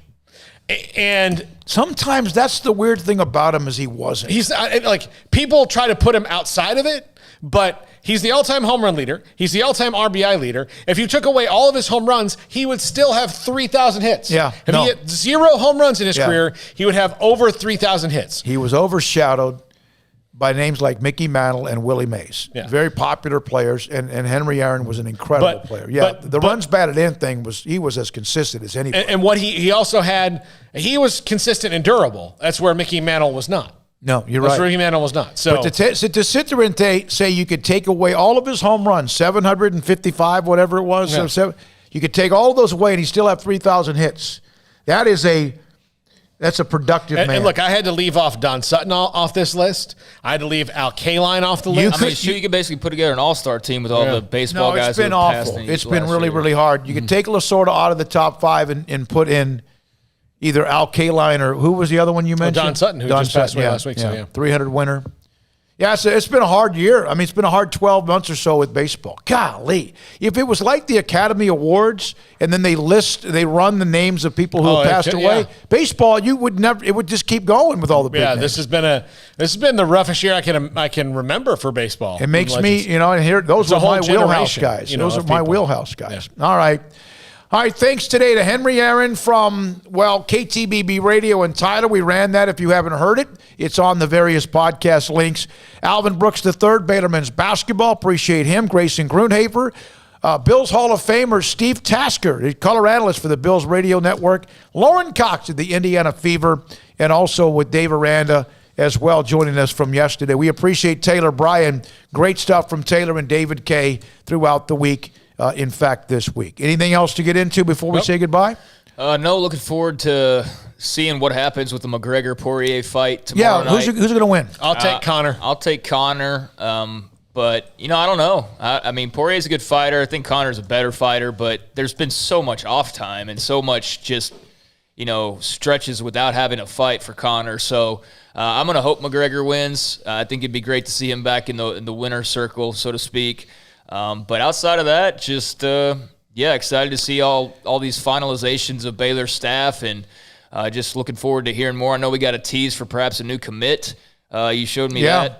So I don't know if that's 2021 or 2022 or what, but apparently there's a little green alert out there, so there might be a commit coming down. So I guess just stay tuned to SicEm365.com for those who are signed up and subscribed for text alerts, you'll know as soon as it becomes official. You'll get a text saying, hey, brand new commit and who it is and all of that. So we'll see how that plays out. But, yeah, just looking forward to the weekend. Next week we will have Lovie Smith join us, a former Bears Super Bowl coach, and also, of course, recently with Illinois.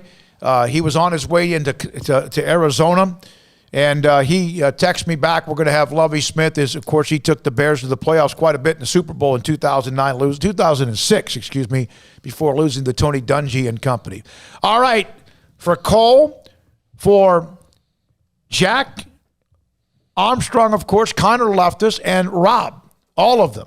Armstrong, this is getting to be like... It really is Armstrong's Army now. It is. Armstrong's Army back here. It really is. Armstrong's Army, and we appreciate all you guys. It's great to meet you, Cole. Rob, good to see you again. And Jack, he's over there just like making graphics. He's like making his baby rendering graphics right now. All right. And also, Armstrong, you're the best, man. Appreciate you. Thanks to our incredible sponsors. Another show, 205 strong. I'm David Smoak. Good night.